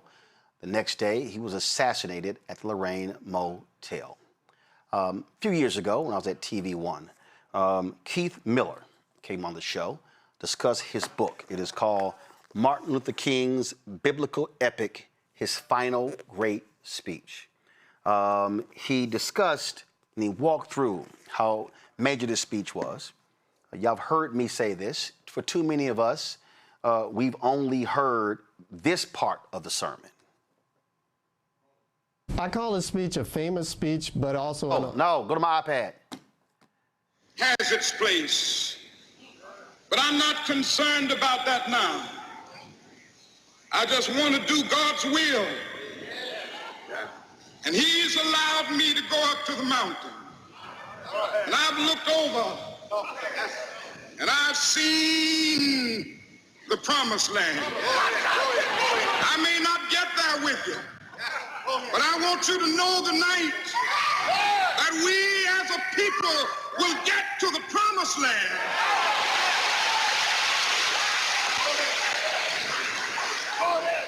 So I'm happy tonight. I'm not worried about anything. I'm not fearing any man. Mine eyes have seen the glory of the coming of the Lord. So that speech is called the Mountaintop Speech, and so many of us, we only played that part. But that was a 43-minute, 16-second epic speech. And so here's my conversation as Keith Miller talks about that entire speech in our conversation. But also an unknown speech. It's famous because the last 2 minutes are famous, especially when he talks about going up to the top of the mountain and looking out to see the promised land, but I may not get there with you. But we as a people will get to the promised land. That part is famous, and people think that he's predicting his assassination the next day. But the rest of the speech is overlooked. But in order to understand the conclusion, you need to understand the entire speech, because if he only wanted to speak for 2 minutes, he would have spoken for 2 minutes. So he spoke for 46 minutes, so he spoke for 46 minutes. The conclusion concludes something. So in order to understand the conclusion, you have to understand the whole speech. Well, it's the same thing I say every year when it comes to I Have a Dream speech. That was never even in the original written version. And again, as we focus on that as opposed to looking at the entire thing, always from a black church standpoint, I say we focus on the hoop part. That's the hoop part, but you better understand the thesis in the scripture earlier in the speech. Exactly what I'm saying. Earlier in the speech. So one of the things that you lay out, the architecture of the church played a role in this? What do you mean by that? I think the architecture of the church is very important, and it's been misrepresented by historians. They call it, quote, cavernous. It's not cavernous at all. It's an architectural jewel, and it's beautifully and brilliantly designed. Mason Temple. Mason Temple in Memphis. It seats 3,734 people. I know because I counted the seats. So, but somehow the architect was so brilliant that he could get these seats close to the pulpit. So if there hadn't been 3,000 people able to come to this speech, King would not have given the speech at all, because this was the largest venue in the entire South that African Americans controlled. And King was exhausted. He was in his motel room that night. He didn't want to give the speech, and he gave the speech because Ralph Abernathy told him, there's 3,000 people here. We need to, you need to come down here, Martin. If he had been anywhere else, there wouldn't have been that many people there, because there was a giant thunderstorm that night that kept a lot of people away. You say that King made it clear that the oppressed must focus on the Bible and, as you say, lift themselves above the persistent exploitation that they doggedly endure. Yes, the speech offers King's interpretation of the Bible, and it's very important to understand that. He does something of a tour of the Bible in the speech. He starts out with the Exodus. He quotes Jeremiah. He quotes Isaiah. He quotes Amos. He has a long passage in the speech where he's talking about the parable of the Good Samaritan. And his professors in seminary taught him that the Bible was an ancient document. It's ancient history. It's ancient literature. You need to be an expert on the ancient past in order to understand it, and his Old Testament professor was an archaeologist. But King says, no, anybody can understand the Bible because we are living in the Bible. And what's going on in Memphis is a new chapter in the Exodus. The Exodus is a story that keeps going on. For him, the Bible is only incidentally a book. The Bible is an ongoing narrative. The Exodus is still going on. The civil rights movement is a new chapter in the Exodus, and he has a similar interpretation of the parable of the Good Samaritan. Keith, what do you think? What do you make of the part of the speech where he says if God were to ask him what time period would he like to live in, he would pick the second half of the 20th century? Why do you think he would pick that? That's important because before King got to Memphis, the national press was paying zero attention to Memphis and the garbage workers' strike. The garbage workers are all They were ignoring him, too. Sure. And they were ignoring him, too, right. They were trying to write him off. So when he gets there, he takes this Memphis strike, which the press is ignoring, and he's saying, he's lining it up with these great events in history. I want to go back in time. I want to go back to the Exodus. I want to go back to the Emancipation Proclamation. And he's lining up the strike in Memphis with these great events in history. He's saying this is so important, as opposed to the news media are not even paying attention to Memphis. So he's redesigning the strike. And this has got to be, one of the speeches that I probably paid most attention to over the course of my career. I saw it as a roadmap. I saw it as, King's way of lining out what justice really looks like. He says in this speech, let the issues remain where they are. The issue is justice. And he lines out that it is economic freedom, that it is political freedom, that it is a whole host of things. And so I guess I ask you, if you were talking to the young people of Ferguson today, if you were talking to the young people who filled the streets in New York or D.C., what salient point do you think they ought to take from this particular writing? King focuses on justice, and that's the reason to focus on the Exodus, because the Exodus is a story of escaping from oppression and escaping from slavery.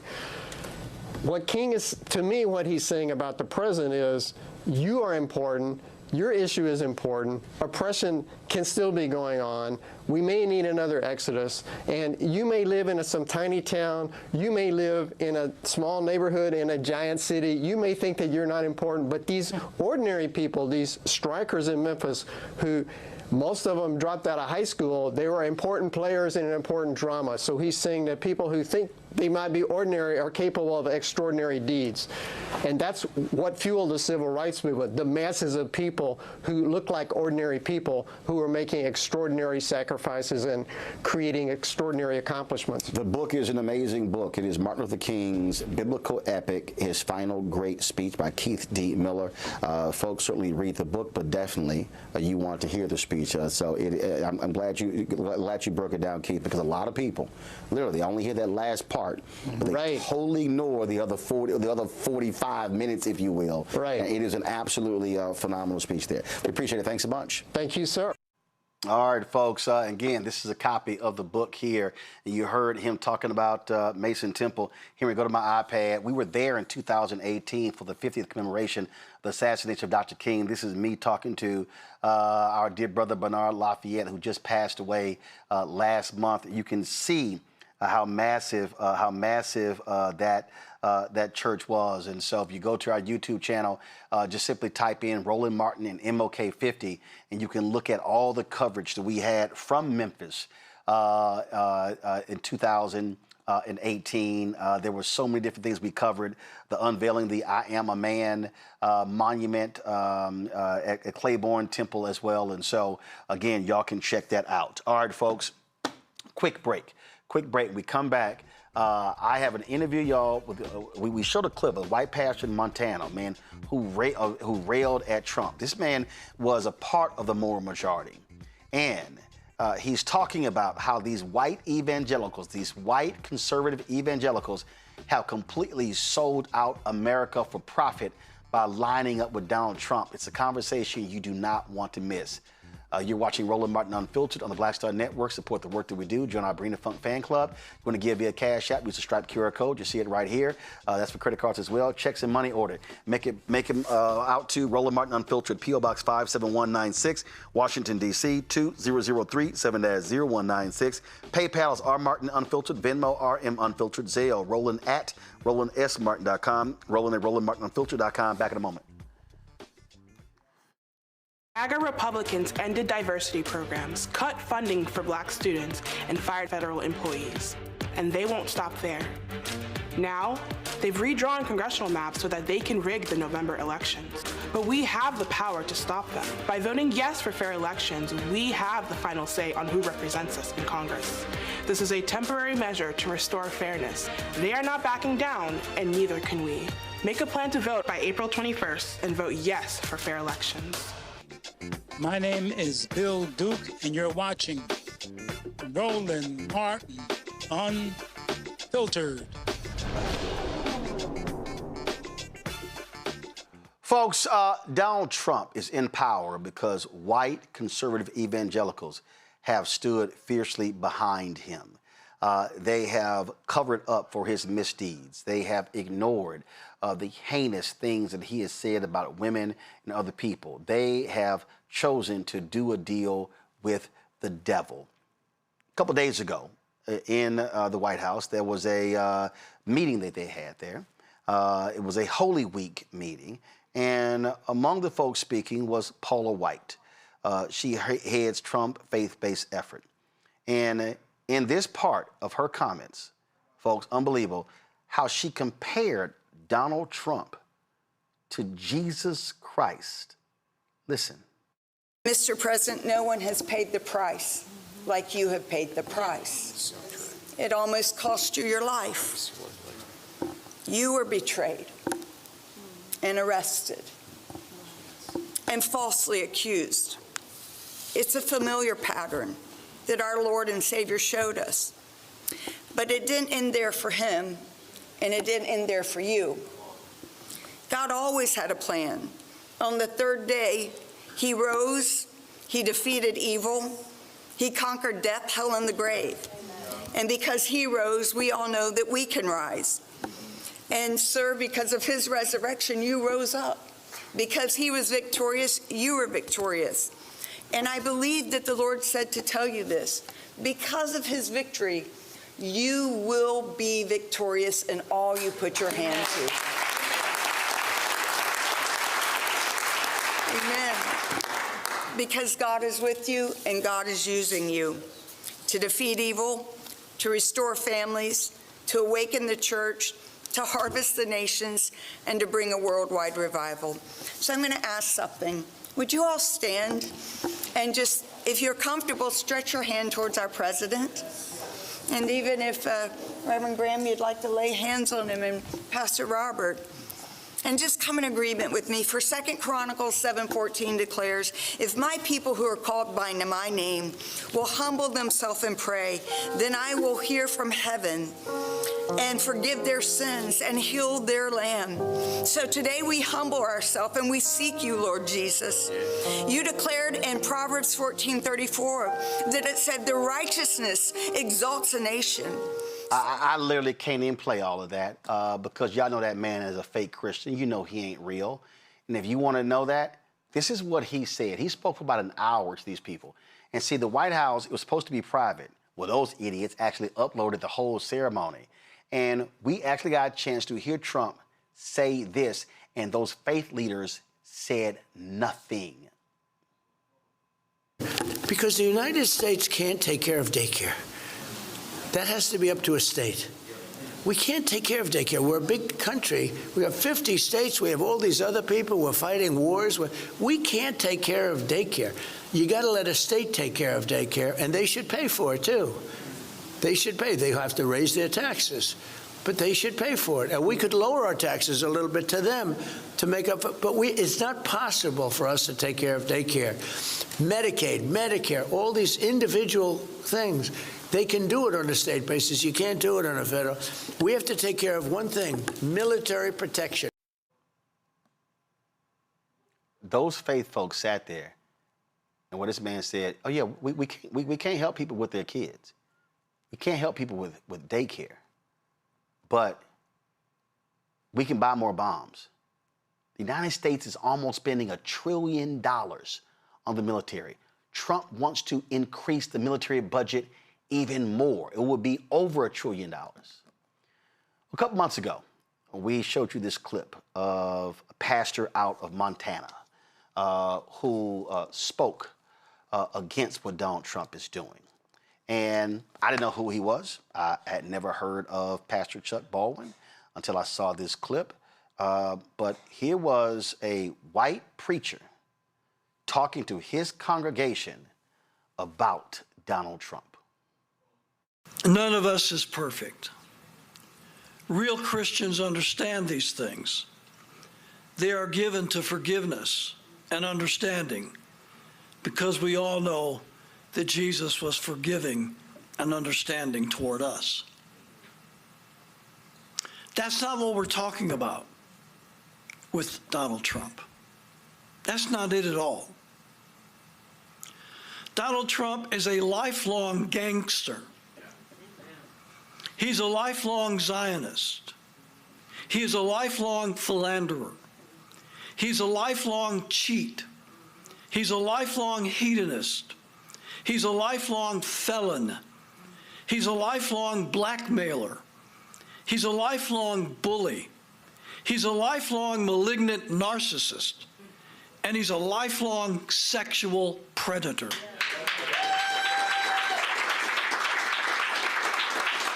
And since he's been president, he has now joined the ranks of international war criminals and mass murderers. If you have taken the time to look at even some of the newly released, I'll call them e-files, you know what I'm talking about. If you have taken the time to look at even some of the newly released e-files, you know that Donald J. Trump, along with the rest of the rich and famous predators in those files, should spend the rest of his life in prison.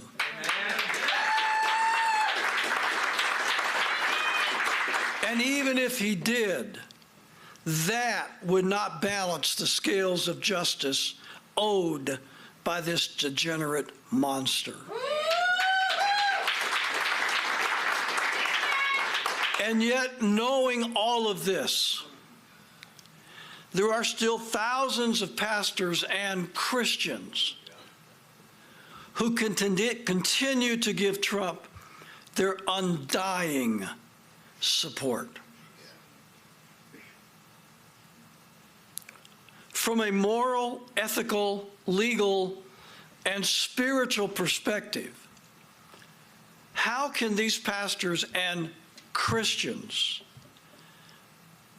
not be party to Trump's corruption? By supporting him, lauding him, defending him, excusing him, they are party to his criminality. I was like, who is this? So I had my producer, Carol, reach out. His name is Chuck Baldwin. He is pastor of Liberty Fellowship in Killa, Montana. He preached about the divine litmus test and how preachers who look like him are not embodying the true essence of being a Christian. He is someone who you'll find out in this conversation. He was very much involved with the moral majority, very much involved with right-wing ideologues who were preachers. He was a chaplain for the Oath Keepers. The Southern Poverty Law Center has criticized him for his alignment. We talked about that as well. But he laid it out in terms of what needs to happen in this country. He calls out these white conservative evangelicals. In our conversation, he talks about the discussions that should be happening with preachers, whether they're left or right, blue or red, Democrat or Republican or independent. And also, he had some absolutely tough words for the Secretary of Defense, Pete Hegseth, calling him a war criminal and an absolute white nationalist. Here's my conversation with Pastor Chuck Baldwin. Pastor Norman, I'm so glad to have you here. When I saw your video, I was happy to see it. Listen, I'm a Christian. the Catholic Church I was born and raised in. It started in my grandparents' living room. My wife is an ordained minister. She was education minister at our church in Houston, Brook Island Baptist Church. And listen, we understand the faith. And I have been extremely concerned when I look at a lot of conservative evangelicals and driving this ideology, a political ideology with faith. And so when you said what you had to say, what was the spark? What caused you to say, I need to say this publicly to my congregation? Well, first of all, Roland, thank you for letting me be on your program. I appreciate it very much. And I appreciate all that you're doing. Your voice is a major voice in our country that we need, and I thank you for doing it. What motivated me was probably the same thing that motivates you. It is abhorrent and reprehensible to me to see how the Republican Party in particular and Donald Trump specifically have co-opted the mostly white evangelical churches of our country. I think there's a couple reasons for that. Neither one of them are acceptable. But by doing what they're doing is they are alienating a huge number of people, not only in America, but around the world, against Christianity. They're not drawing people to Christ with this rhetoric, pro-war, pro-genocide, pro-Christian nationalism, and all that nonsense. They are literally driving people away from the gospel. And that bothers me immensely. And I just feel that if we pastors do not speak out with our podiums, then we are failing to resist the evil that is being perpetrated in our country today. So I just feel like it's my duty as a minister and as an American to speak out. I know a number. I know Christians, pastors who are Republican. I know Christians who are pastors or Democrats. I have no problem with people having different political points of view. There are a lot of African American preachers I know, a lot of African Americans who say I might be conservative in certain things in my life, and also when it comes to my faith, but they also look at when you look at public policy in a different way. The issue that I really have is when I listen to these folks who say, and they preach from the pulpit, you can't be a Democrat if you're a Christian, or how dare you take that position because this is where Jesus stands. Yet, when I look at what Jesus talked about, when I think about this being Good Friday, when I listen to Jesus talked about the poor, talked about how do we help everyday people, the people Jesus sat with, the people who were not the most popular folks in the world, I hear something totally different when I'm listening to these evangelicals and what they tout, and they would rather be more aligned with the rich than the poor, with the folks in mansions and not the downtrodden. And I just sit here and go, we're speaking about two different Jesuses. Yeah, what we have is the politicization of religion. And you're exactly right. They have politicized their faith system to the point that their faith system is dependent upon their politics. And therefore, they judge everyone else's faith by their politics. And I've said many times from my pulpit that there are no Democrat Christians or Republican Christians or independent Christians. There are no American Christians or Canadian Christians or Iranian Christians or Russian Christians. We're just Christians.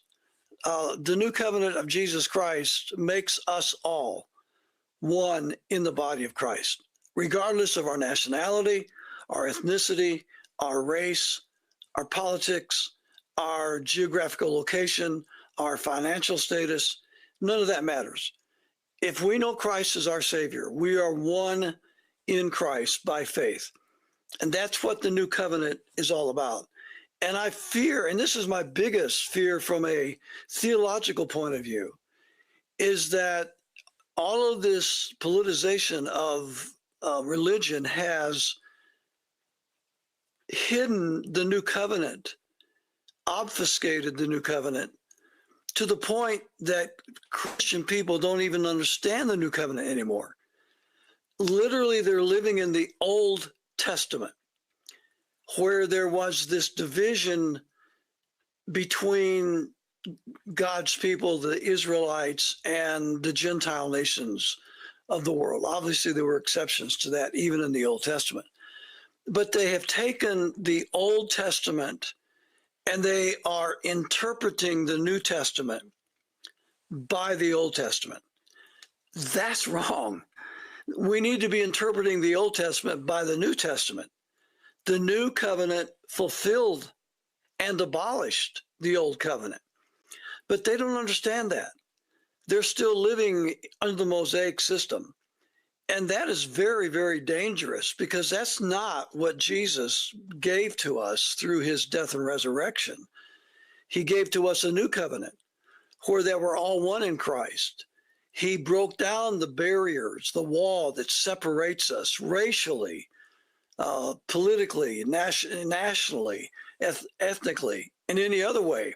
Those divisions are now all broken down by the gospel of the Lord Jesus Christ. As we were talking, I pulled up, there's this X account, Twitter account called Right Wing Watch. And it said, MAGA pastor Mark Burns at CPAC 2026, Christian nationalists have been too silent and must rise up. And then, and I'm sure you saw what took place a couple of days ago when these faith leaders convened at the White House. And the stuff that came out of Paula White's mouth, Trump being persecuted like Jesus. But then when I listened to what he said, he is speaking to a room full of faith people, and he says, well, you know, we don't have the money for daycare and Medicare and Medicaid, but we need the money for war, essentially. And I'm sitting there going, how did not one faith leader say, I don't call him, I don't use the word president, but let's just say, I'm sorry, Mr. President, as a person of faith, I simply cannot sit and be silent. Yeah. As you say, let's not take care of health care and the children, but let's fund war. I just sat there and I was like, like, really? Yeah. Well, first of all, those faith leaders are a disgrace. And we have to recognize that these men and women have literally sold their soul to power. And I don't know how much you know about my background, but I was there at the beginning of the moral majority back in the days of Jerry Falwell. I graduated from Liberty University.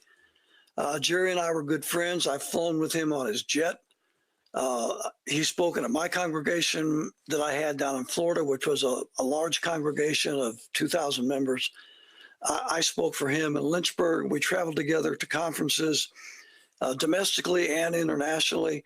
So I was real close, and I was on the inside of that movement. I saw it from the inside, and I can tell you that while I believe that many of the grassroots men that were involved in that had really good hearts, the bottom line that came out of that movement was a marriage between the Republican Party and evangelical Christianity, at least white evangelical Christianity.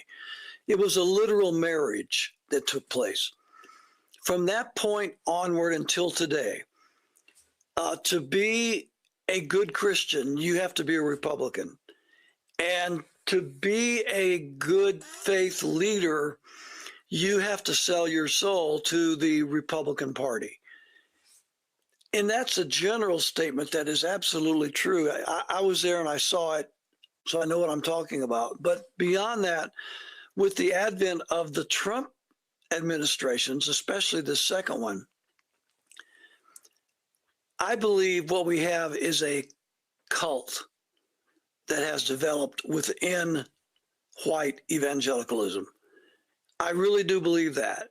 And I think that there's several reasons for it. I think the biggest reason for it is the evangelical support for the state of Israel, quite frankly. I believe that their perverted doctrine of eschatology has allowed Zionist Israel to control the theology, especially eschatology, in white evangelical churches. And for the people who don't know, what is eschatology? That's the study of end times, prophecy.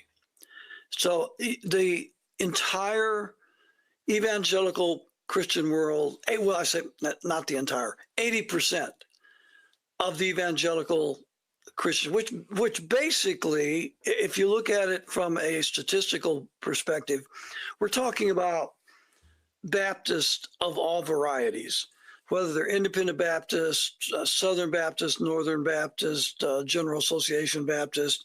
There's 100 different types of Baptists.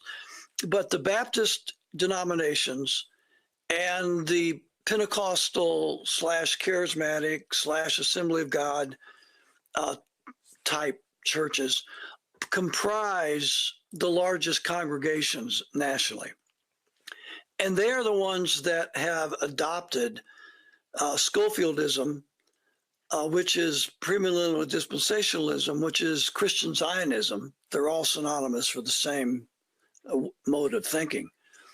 That their understanding of prophecy, eschatology, depends on the modern state of Israel. They believe that Zionist Israel, founded in 1948, is a resurrected Old Testament Israel. They equate Benjamin Netanyahu to a resurrected King David.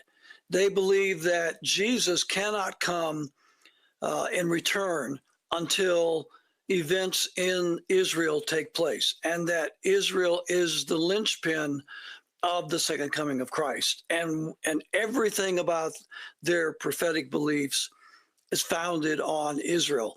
It is so bad, Roland, that if you took Zionist Israel out of their faith system regarding Christianity, they would not have a faith system. And I don't say that lightly. I have talked to too many of them. I've debated them, and I've seen what they're saying. They have wrapped their entire view of biblical prophecy around the state of Israel. But prophecy is not about Israel. Prophecy is about Jesus. When John wrote the book of Revelation, it was the revelation of Jesus Christ, not the revelation of Israel. But they have become enamored with the state of Israel to the point that it dominates everything they believe about the New Testament. You might remember this. This took place in 2003. Bob Riley was the governor of Alabama, Republican, Christian conservative. That's what he called himself. And he wanted to reform the tax code in Alabama. He felt that Alabama was taxing the poor far too early, and in terms of amount of income. And it was a $1.2 billion tax overhaul. So they were taxing people in Alabama beginning at $4,600 a year. In Mississippi, they started at $19,000. The Chamber of Commerce was behind this, many groups. He actually used Jesus as the campaign model. He said, what would Jesus do? He's campaigning hard for this. This is a man who got the white conservative evangelical vote to become governor. When the election night hit, it lost 65 to 35. Those same conservative evangelicals that put him in the governor's mansion voted against this. And I said then, and I still say today, they chose their personal pocketbook over their Bible. And And the whole campaign, he was literally campaigning, talking about Jesus and the poor, and he would go around saying, what would Jesus do? And those conservative evangelicals said, we don't care, forget that, you keep taxing the poor. That to me was a perfect example of where many of these white conservative evangelicals stand. They yell, Jesus, Jesus, Jesus. They want to hit people with scripture. They want to say, we condemn you Democrats on abortion. We condemn you on LGBTQ. We condemn you. But how you vote to keep taxing the poor?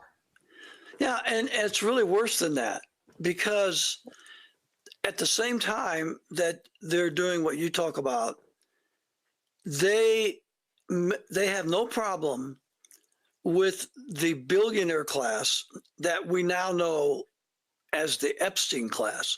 And that's exactly what that class is. It's the Epstein class. It's a perverted, degenerate, criminal class of super wealthy that believe they are above the law and whose criminal conduct is among the most vile, wicked, atrocious behavior in the history of mankind. I'm praying, and I have optimism to believe that this is going to come out. They're doing their best to hide it. They're not going to be able to hide it forever. People are going to know names. They are going to know evidence. And I believe there will be accountability. And I believe that a lot of things that are happening right now in the war in Iran are nothing more than a distraction and a cover-up for that. But nevertheless, the same Christians that are doing what you're talking about on the one side, there's another side to that.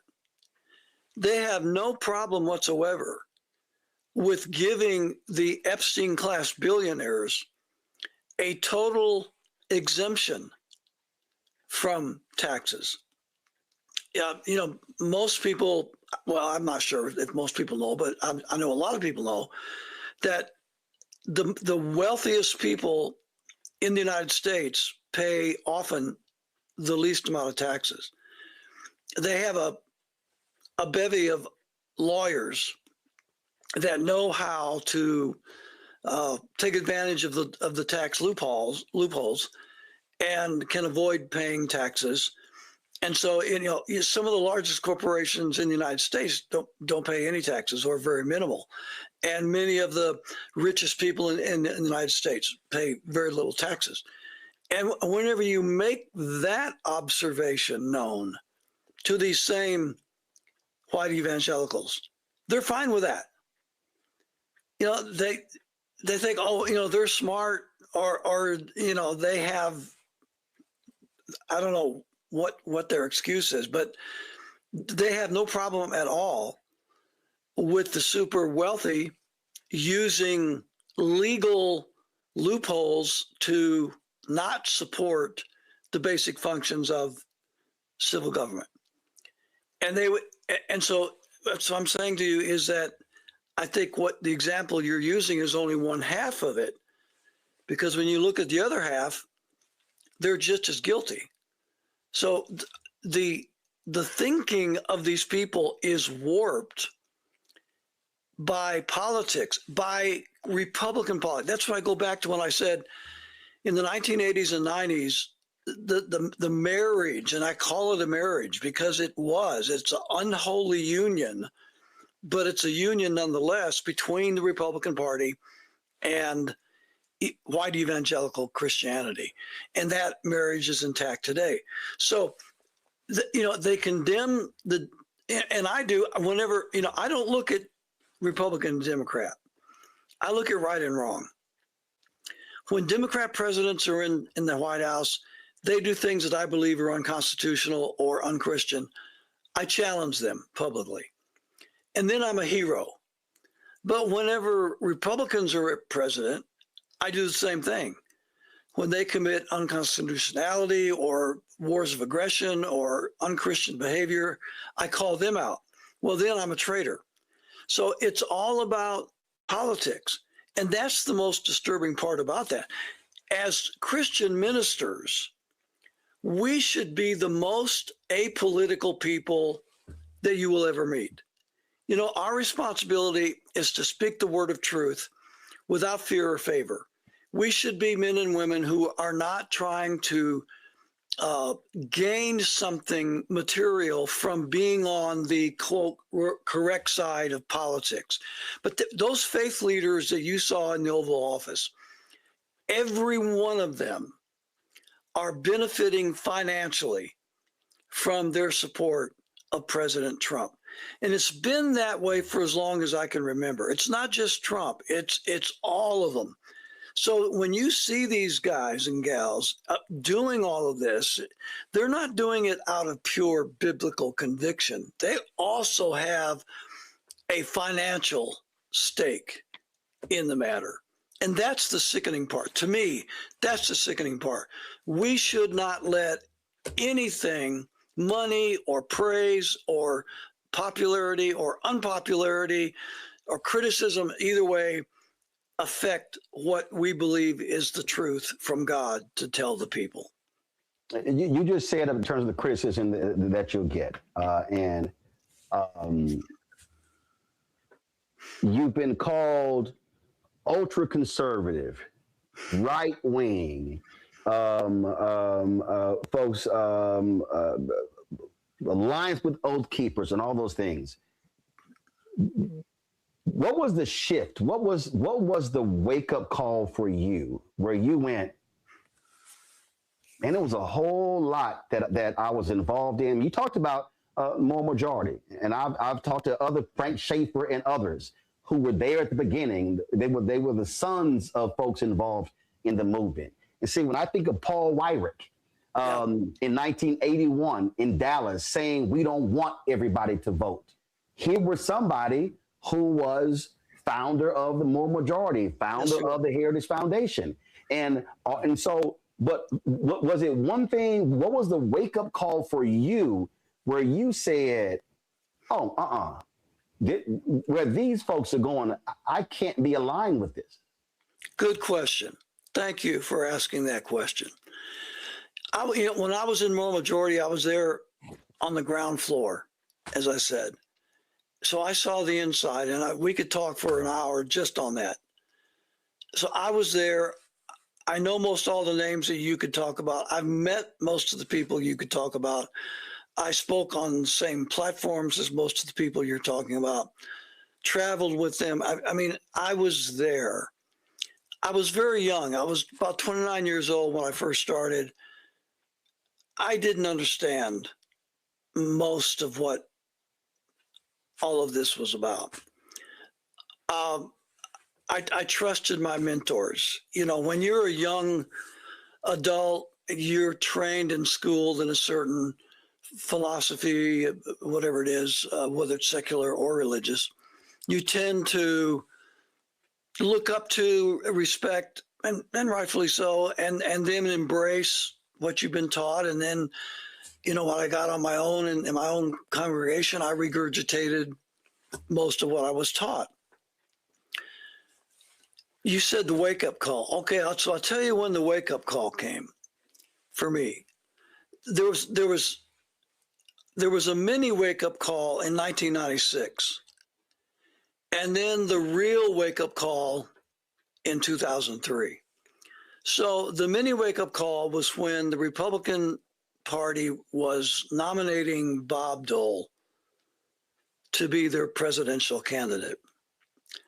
And I knew Bob Dole's record. I knew what he was politically, and it was unacceptable to everything I understood about constitutional law and American government. And I would not support him. And there's a long story about that. We had a big convention down in Orlando, and I was a chairman of the Escambia County Republican delegation, and I went down there and we vocally opposed Bob Dole, and we were the off-scouring of the convention. But anyway, so things that happened. Joe Scarborough and I were good friends at that time. I had a nationally syndicated radio talk show. Joe was in Congress. He went in there without my radio talk show, and he admitted that himself. His parents told me that in person. So we had a good working relationship, and the bottom line, I reached a point where that the pressure on me was, look, we've got, for the good of the party, the unity of the party, blah, blah, blah, you've got to, you're the last holdout, I'm the last major voice in Republican politics that's not on board with Bob Dole. And I've got, and so Joe put the pressure on me, and I confess to you, Roland, and I'm not proud of this. I'm ashamed of it. I relented, and I met Bob and Joe at the airport in Pensacola, Florida, and press was all there, and I endorsed him. I still had my protest pins on, but I endorsed him. And then I went out to my car in the parking lot of the airport and threw up. And I felt so sick. And I vowed I'd never do that again, and I haven't. That was the first mini wake-up call. Then the thing that put me over the edge was in the George W. Bush administration in 2003, when he decided to take America to war and send American troops unconstitutionally, unjustly, illegally, immorally to war in Afghanistan and Iraq. And when he did that, I was still on my radio show, and I said, no, that's a bridge too far. And I devoted myself to opposing G.W. Bush and his policies at that point. Well, that created everything else that came afterward. So when you ask for the wake-up calls, those were the two things that really shook me and forced me to be objective from a moral, Christian, constitutional view, and not be swayed by position, power, and politics. And also oath keepers. When you talk, when issue of COVID, and again, what's interesting here, and I guarantee you, there's people say, "Roland, I can't believe you're talking to this guy," because you've had folks say, "Oh my goodness, this guy has been aligned with these anti-government right-wing Christians, and oh my God, he's a zealot." And then when you made these comments about Trump, I remember I saw Occupy Democrats had posted something, and people were shocked by this. And so where you sit now, how do you define yourself? Because earlier you said, I don't look at Republican Christians because it's like you're sort of like, I'm going to say in no man's land, but that whole infrastructure that exists out there, they probably looking at you going, come on, man, what are you doing? Yeah, I can understand that. I have a problem with that. But most of those people don't really know me. Even when I had my big church down in Florida, we had a large minority percentage of our congregation. And I've spoken at all Black churches many times. Some of the best friends I have today are Black people, and I've never had a problem. I've been accused by people like the SPLC, Southern Poverty Law Center, and other what I would call far left organizations that have accused me of all kinds of things, erroneously and falsely. And I'm used to that.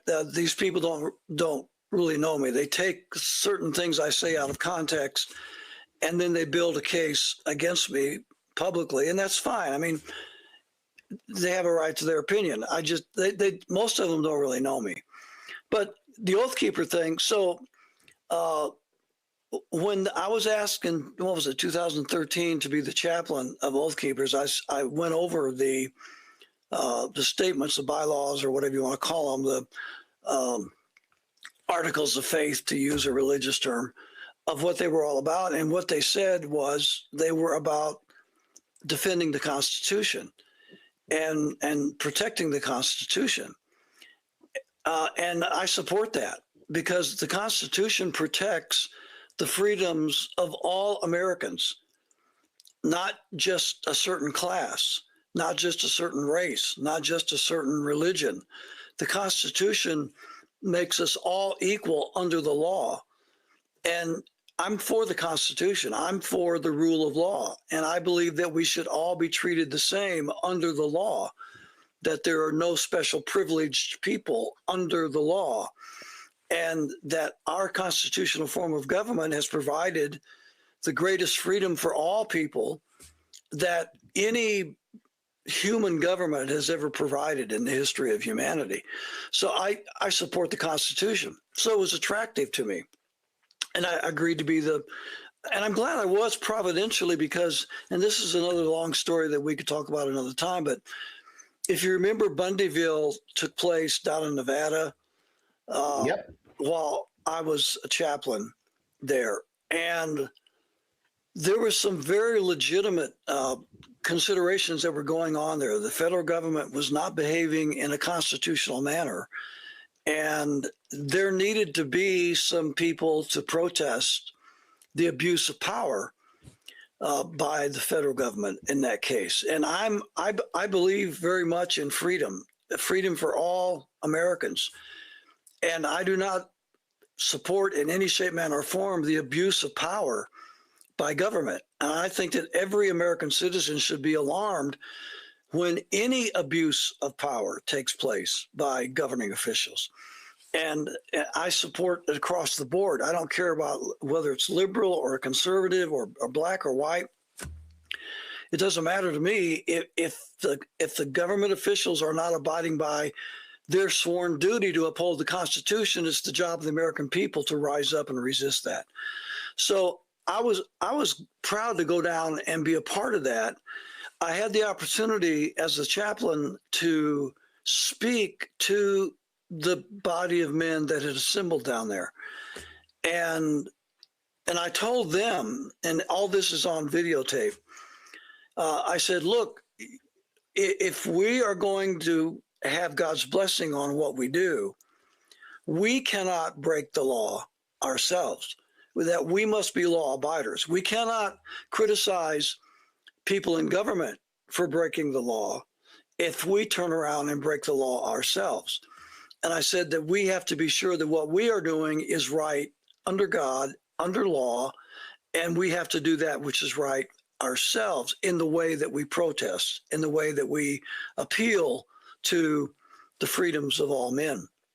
And so I think that had an impact. And I'd like to think that what I had to say to those fellows helped to temper some of the feelings and some of the emotions that took place on that occasion. And thank God there was no bloodshed. There was no violence at all. And I want to tell you, that was a tinderbox situation that could have gone bad really, really fast. And it didn't. And I would hope to think that my presence there and my appearance before those men and what I said to them helped in that regard. But what happened was when the COVID situation came around, Stewart, who was the president, he went whole hog in support of the lockdowns, churches disassembling. You can't meet for Easter services. You can't meet for Sunday services. You can't meet for prayer meetings. You have to close your church. You have to. And I said, no. And we stayed open the whole time. And whenever Stewart came out with that pronouncement, I immediately, the next day, I sent him my resignation letter. And I haven't been a part of it since. And I'm glad, with a good conscience, that I walked away. So, yeah, that was the story for that. But the people that have criticized me have, I think for the most part, taken things out of context, and they don't really know him. I had a young black man. If I have time to tell this, it's a short story. I had a young black man up in Chicago who was a college student and who saw something that I had written about the Second Amendment. I'm very pro Second Amendment. I believe that all Americans have a right to defend themselves legally under the law. And I had written about that. And this young man had gotten in with a group of anti-Second Amendment zealots in college. And he wrote me a threatening letter. He threatened to kill me and my family. So, and I've had threats before, and you know, that's just the way it goes when you're in public eye. So I went, the state attorney, they're called district attorneys in some districts. I went to him as a personal friend of mine, and I said, here, I got this death threat. And he said, well, you know, he said, we take this very seriously. This is a violation of law. He said, if you want, he said, we can bring him down here and you can sit down and have a talk with him. We won't press charges unless you ask us to. But he said, it'll give you a chance to meet with him one-on-one. And I thought, you know, that's a great idea. I'd like to meet this young man. Come to find out, he was a child of a pastor up there in Chicago. And his mom and dad knew nothing of what he had done and who he was associating with in college. And they were heartbroken, and you can imagine. So anyway, they all flew down. He flew down in handcuffs. And we had a meeting at the state attorney's office. In my heart of hearts, I knew I was not going to press charges. I knew that even before I met him. But I wanted to meet him face to face. I wanted him to see me. And I wanted him to see the people around me. So when we came in and met, I had probably 15 or 20 of my Black brothers and sisters from my congregation join me at that meeting, and my family, and my children were small. And so the young man, I said, look, here's who I am, you know, and I said, I love you as a fellow American, as a fellow brother in Christ. You know, I understand your dad's a preacher. I'm a preacher. You know, I love preachers' families. And I said, you know, I want you to know who I am. Here's my wife. Here's my kids. And then these Black brothers and sisters from my church came out one-on-one and talked to him and told him a little bit about them and told him a little bit about us as a congregation and who we were and how we loved each other and the spirit of love and unity that we had among each other. And, you know, and when he saw that, you know, he was probably 20 years old. And I mean, it changed him. He saw that things are not just black and white. And I don't mean that from a racial, but I mean that from a abstract. You know, things are not, but you just can't categorize people and generalize, oh, he's a white man, so I have a negative opinion about him. He's a black man, so I have a negative opinion about him. No, that's not what Christianity is all about. That's not what Americanism is all about. And so, you know, of course, I didn't press charges, and he had no charge, no time, no nothing whatsoever. But it gave us an opportunity for me to meet him, for him to meet me, and it was a good thing for both of us. And so, you know, that's the kind of thing that nobody knows about Chuck Baldwin. That's the kind of thing that people will never read in a newspaper or see on a television broadcast. So I understand that people can take things that they say and form whatever opinions, but God knows who I am, and I'm happy with who I am, and I'm happy to be on your show, and I love you for what you're doing, and nothing could ever change that. I wrote my book called White Fear, How the Browning of America is Making White Folks Lose Their Minds. And good title. It scared a lot of folks. But what I said in this book was, I said that what we are facing right now, and I called it in 2009 when I was at CNN, is that there's this fear of the nation becoming a majority people of color. I said it's in public policy. I said people don't want to confront it.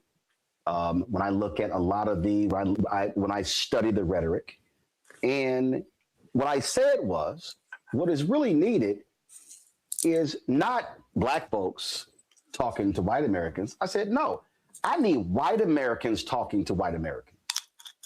And when we've been talking about what your criticism of Trump and others, are you seeing that? Are you seeing the folk who you used to be aligned with now maybe mad at you?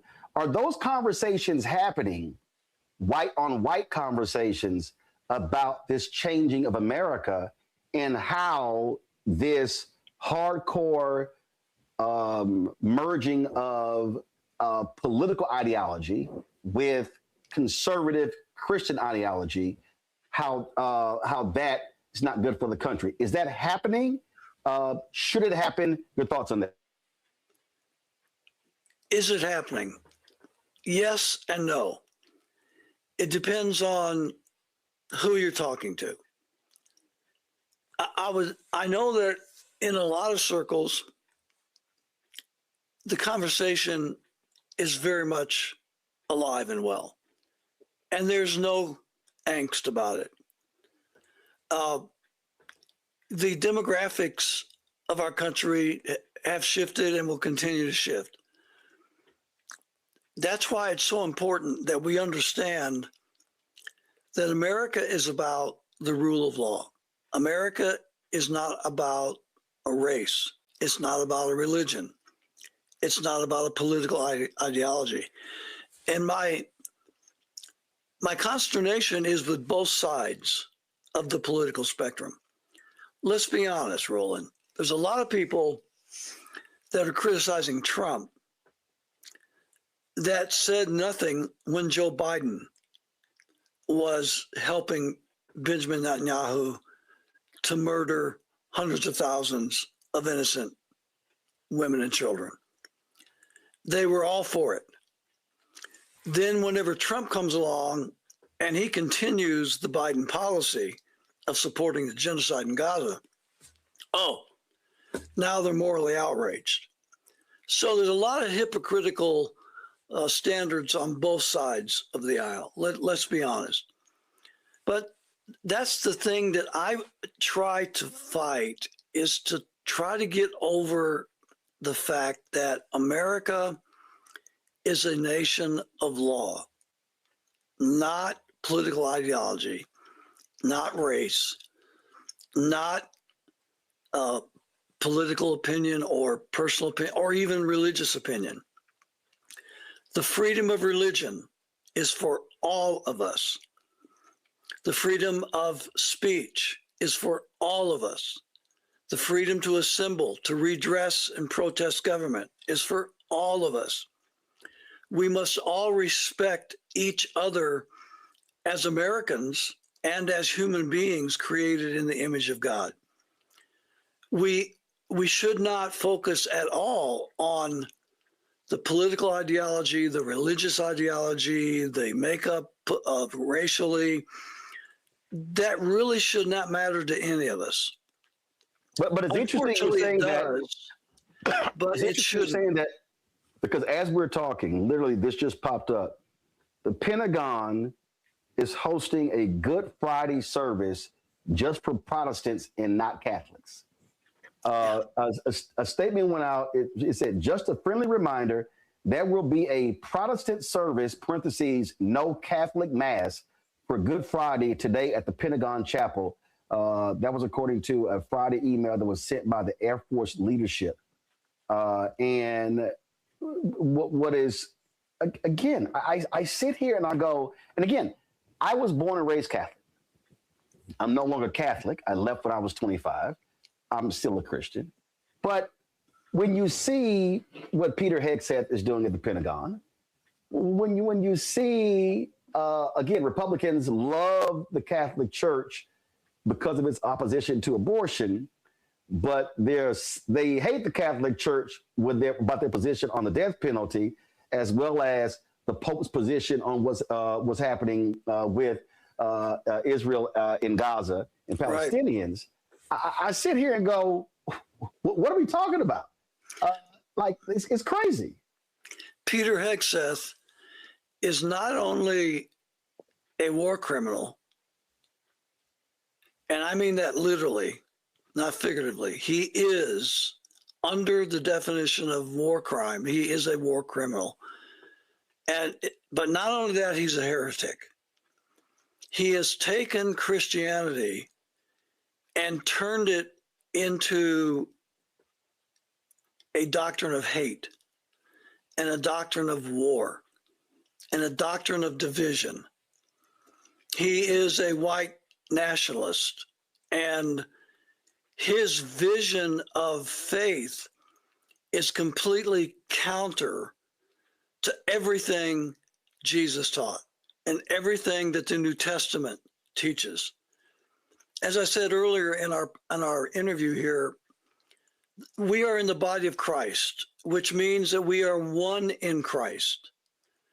So war is the antithesis of the body of Christ. How can one part of the body in one country hate and commit unlawful war against another part of the same body?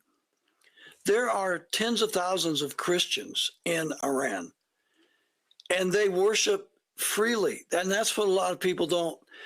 The propaganda about Iran and the propaganda about the Palestinian people is so massive that everybody in the United States almost buys into this idea about who the Iranian people are, that they're these monsters, subhuman, the Amalekites of 2026, without a soul, that they're like animals that we can just slaughter. That's the view of Benjamin Netanyahu and Ben Gvir and these other ultra-Zionists in Israel. And unfortunately, there's a lot of professing Christians that share that view. The Iranian people are not at all what they are described as being. And the fact that there are many thousands of Christians that worship in Iran without persecution is a testament to the diversity of the nation and the accommodation of people of differing faiths within the nation of Iran. So when we go bomb Iran, we are killing fellow Christians. A large percentage of the Palestinian people, and I haven't been to Iran personally, but I have been to the Middle East. I have been to Egypt and Syria. I've been to Jordan. I've been to all around Israel and West Bank, Gaza. I've been there. I've met Palestinian people.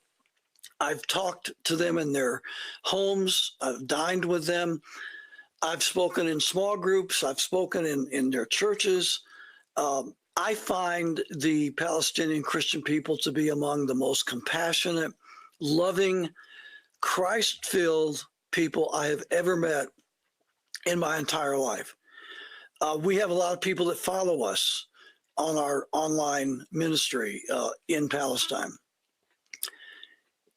And to think that many of these people that I knew and loved and broke bread with and prayed with and worshiped with have been slaughtered by my government and supported by Christian brothers and sisters who do it in the name of God. It breaks my heart. Because I know these people. And Hegseth is the quintessential hate monger.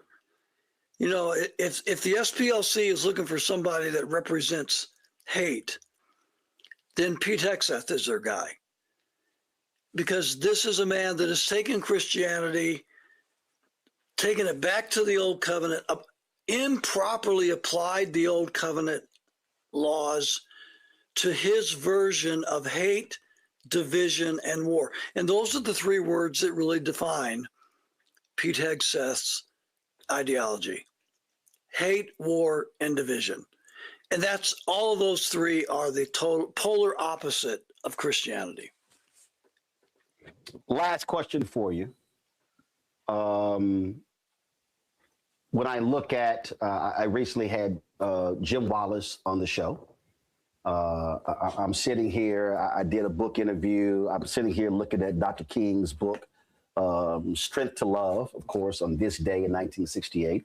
He gave his last sermon in Mason Temple. I'm looking at Reggie Williams' book on Dietrich Bonhoeffer called Bonhoeffer's Black Jesus. Yeah. I think about Bishop William Barber and others. And then I think about Franklin Graham, who was always hesitant when I was asked, is Obama a Christian? But oh my God, he went to CPAC and said, we need a third term for Donald Trump. Right. And as somebody who was in the moral majority movement, as somebody who is now critical of many aspects of white conservative Christianity, what's next? What happens next? I rarely see these forces, these divergent forces, sitting there and having a public conversation. Ralph Reed has his Faith and Freedom Conference, and I joke every year, I go look at the agenda, and I never see the poor on that agenda. And I would love to see Jim Wallace and Bishop William Barber sitting across from Ralph Reed and Franklin Graham, and say, no, let's have a real public conversation about Christianity, faith, politics, and the future of America in this world. Just your thoughts on, is that needed, that public conversation back and forth, as opposed to folk operating and sitting in different ideological, faith-based corners? Of course it's needed. That has been the history of our Republican small r form of government is dialogue, debate, discourse. That's one of the scary things about the last 20, 25 years, is that the discourse and the debate and the discussion has in many ways disappeared, at least and especially in the religious realm. Now, thank God for, back in the day, talk shows was, the vogue element of communication. And I was a part of that. I came in 2 years after Rush Limbaugh started his program. I started mine. So I kind of was in on the ground floor of that. And now that's been replaced more or less with what you're doing in the podcast movement, which is, I think, tremendous, because it has reopened the dialogue that should have been taking place all along, but had waned since Bush became president. So absolutely. I mean,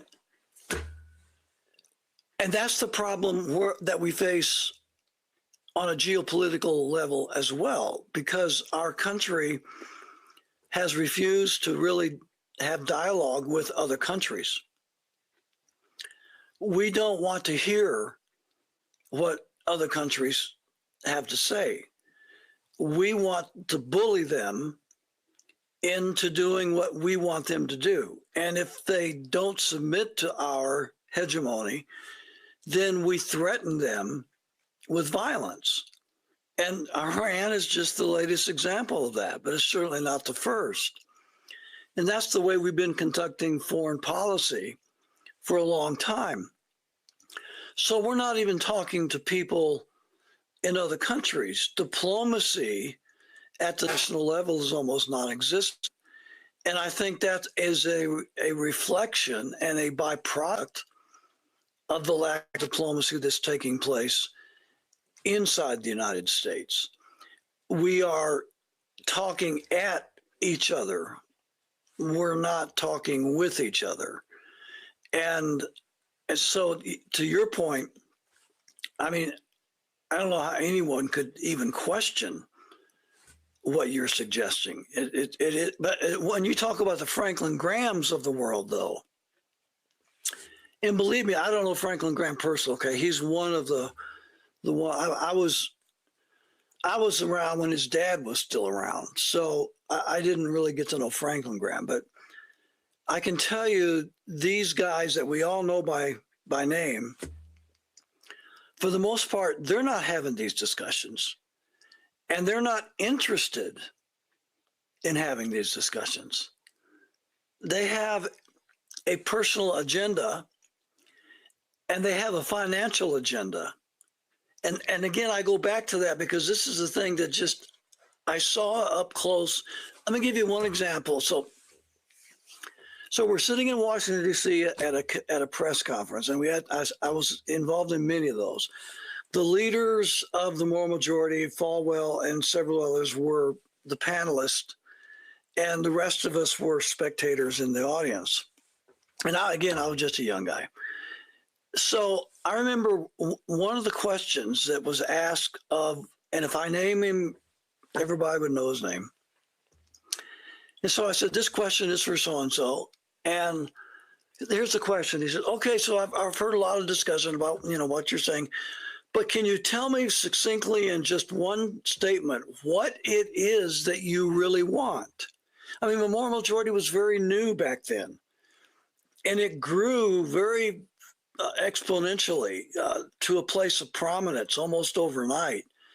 And so it was kind of an unknown commodity at that level. And so I thought it was a good question, actually.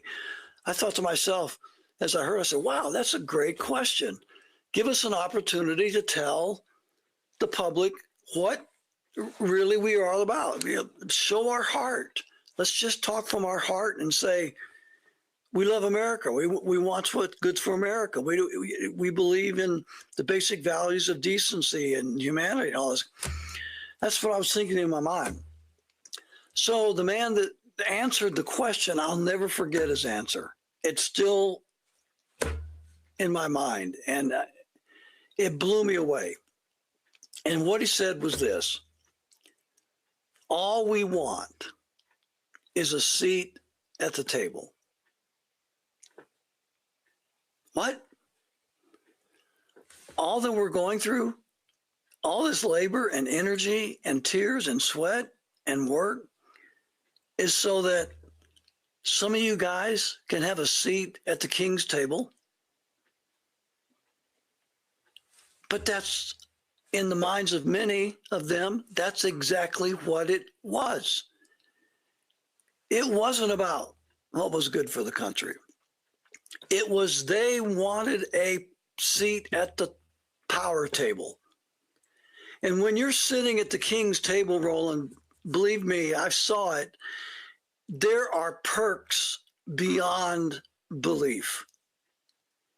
And I fear that what we have among those people that were in that Oval Office you're talking about was exactly that. They got their seat at the table. And with that seat at the table comes manifold material reward. So if that is what's driving you, you're not interested in honest dialogue. You're not interested in hearing another point of view because your agenda is enriching yourself, and that is your priority. I hate to say that. I don't get joy out of saying this because some of these people are people that I've known, sat with, next to, dined with, spoken with, been with. I'm just being honest about it. And so yes, there is dialogue, I believe, going on and increasing. But there is an element among the white event, and there might be in the black. You can speak more to the black audience than I can. But I think in these different groups of Americans, there are some, like you and I, who want to be honest, and we want to dialogue, and we want to share the things that we have in common that make our country a better country. And there are other people that have ulterior motives in mind that are in it for whatever they're getting out of it. And no, they're not interested in dialogue. So I think the answer to the question is yes and no. Well, and that's why, to your point, I've long said that when you are a religious leader, a faith leader, your job is to have a prophetic voice and not one a prophet, to be a prophet. So there's P-R-O-F-I-T and there's P-R-O-P-H-E-T. Yes, and real prophetic leaders may say, President Barack Obama, I like you and support you, but here's the truth. You may have someone who says that Donald Trump, I like you and support you, but here's the truth. And I use the biblical model. Again, when the people, because I did a whole video when I said, okay, America, y'all said y'all wanted a king. Okay, y'all got your king. And I said the people of Israel, they said, oh, we want a king. And the prophet going, what are you talking about? God is your leader. And God said, okay, I'm going to let y'all have a king. But I'm going to tell you what the king is going to do to you. That's exactly right. And we saw what happened when they got their wish. No, we want a king like everybody else. God said, okay, this is what the king is going to do to you. And I remind people, in the Bible, prophets spoke to David, to Saul, and others and said, here's the truth. They weren't friends. They may love them, but they said, God told me to speak truth to you. The problem that I see with many of these white conservative evangelicals is they don't want to speak truth. To your point, they want to be sitting at the table of power. They're not there with a prophetic voice. Right. And that, to me, is what's troubling as we move forward in this country. And so they have to be challenged. They have to be pushed. And again, they can support Donald Trump, but they're going to have to defend the policies according to their faith. And too many of them are actually not doing that. So, Pastor Chuck Baldwin, I appreciate this conversation. I hope folk get something out of it. And I really do. I hope that among many conservative white evangelicals, they begin to ask some serious questions. And that is, like the preacher, I think out of North Carolina, I ran a video when he said, don't you dare buy a Bible that has the U.S. Constitution in it. He said those two documents don't go together. And he went real hard. And he said, listen, the Constitution is separate from the Bible. And some people were upset with him, but he said he was there to give a prophetic voice in terms of where we are in this country. And I just think a lot of people need to be challenged on these very issues. I couldn't agree more, and that's what I'm trying to do. And I'm the white guy, and so I'm not very popular among a lot of other white evangelicals. But I made a decision years ago that wasn't my motivation, and I wasn't going to be swayed by that. So I do my best, Roland. I'm sure I fail.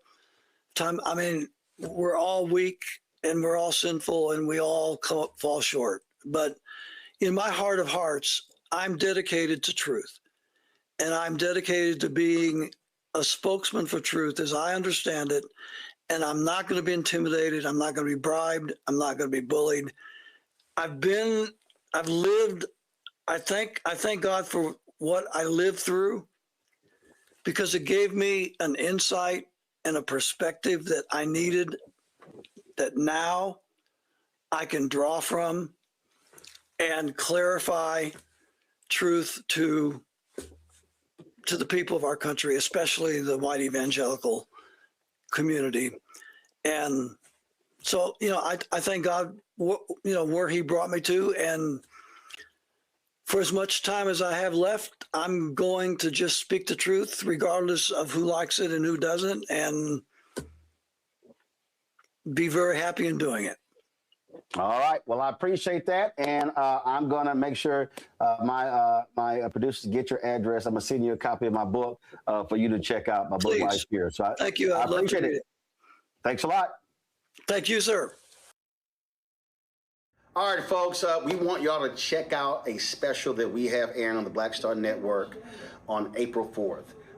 Tomorrow, and that is, it's called April 4th, 1968. We've done a lot of interviews with people who work with Dr. King, others, of course, who were following his work, and we talked to them about what they remember on that fateful day in Memphis when he was assassinated on the balcony of the Lorraine Motel. It is an unbelievable, fascinating special, and you want to watch April 4th, 1968, only right here on the Black Star Network. I just remember my dad's voice. I may not get there with you. If Dad had not been killed, well, probably we wouldn't be dealing with the things we're dealing with, first of all. It was the way, the trauma, the traumatic way that he was killed that I think makes his message, his movement, even more lasting. I think something died in America with the death of Dr. King. Martin King always talked about the fact that he would be shot down in the streets of the nation in the midst of this campaign. Everybody's kind of focusing on Martin's assassination. I've been trying to figure out a way to help them to realize that he didn't go nowhere. His body was buried, but his spirit is more alive now in more ways than any of us could ever imagine.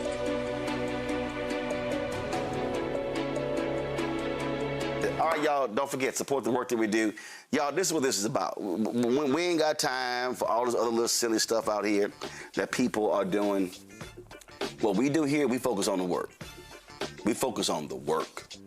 So if you want to contribute to our, of course, our Bring the Funk fan club, please do so. Cash App. Use the Stripe QR code. You see it right here. Use that for credit cards as well. Checks and money order. Make them P.O. Box. Make it payable to Roland Martin Unfiltered. P.O. Box 57196, Washington, D.C.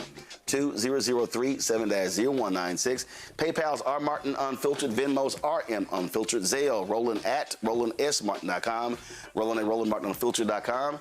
Download the Black Star Network app. Apple phone, Android phone, Apple TV, Android TV, Amazon Fire TV, Roku, Samsung Smart TV. You want to get our Roland Martin Unfiltered swag? Please do so by going to shopblackstarnetwork.com. Man, we got T-shirts and hoodies and zip-ups, and we got wall art, mugs, all kind of stuff at shopblackstarnetwork.com. And of course, we support black-owned companies. And when you go to shopblackstarnetwork.com, you're going to see all of these black-owned companies right here. All of these products you see right here are black-owned companies that are on our shopblackstarnetwork.com. And you can get hats and T-shirts and dolls and skincare stuff. You can get spices, seasonings, sauces. I mean, you name it. We got dog treats, backpacks, candles, all that sort of stuff. So please support these black-owned companies. We talk about the collective. We talk about how we have to buy black, support our own. We've got some amazing companies with amazing quality products, and so we must be supporting our own. We must spend with our own, and so please do so by going to shopblackstarnetwork.com. And when you buy these products, you're also helping this show because part of the proceeds come back to us. And so this is how we were able to help one another. So go to shopblackstarnetwork.com, our marketplace, to check out all of these products right here in our marketplace at shopblackstarnetwork.com. I'll see you guys right here Monday. Roland Martin Unfiltered on the Black Star Network. Holla!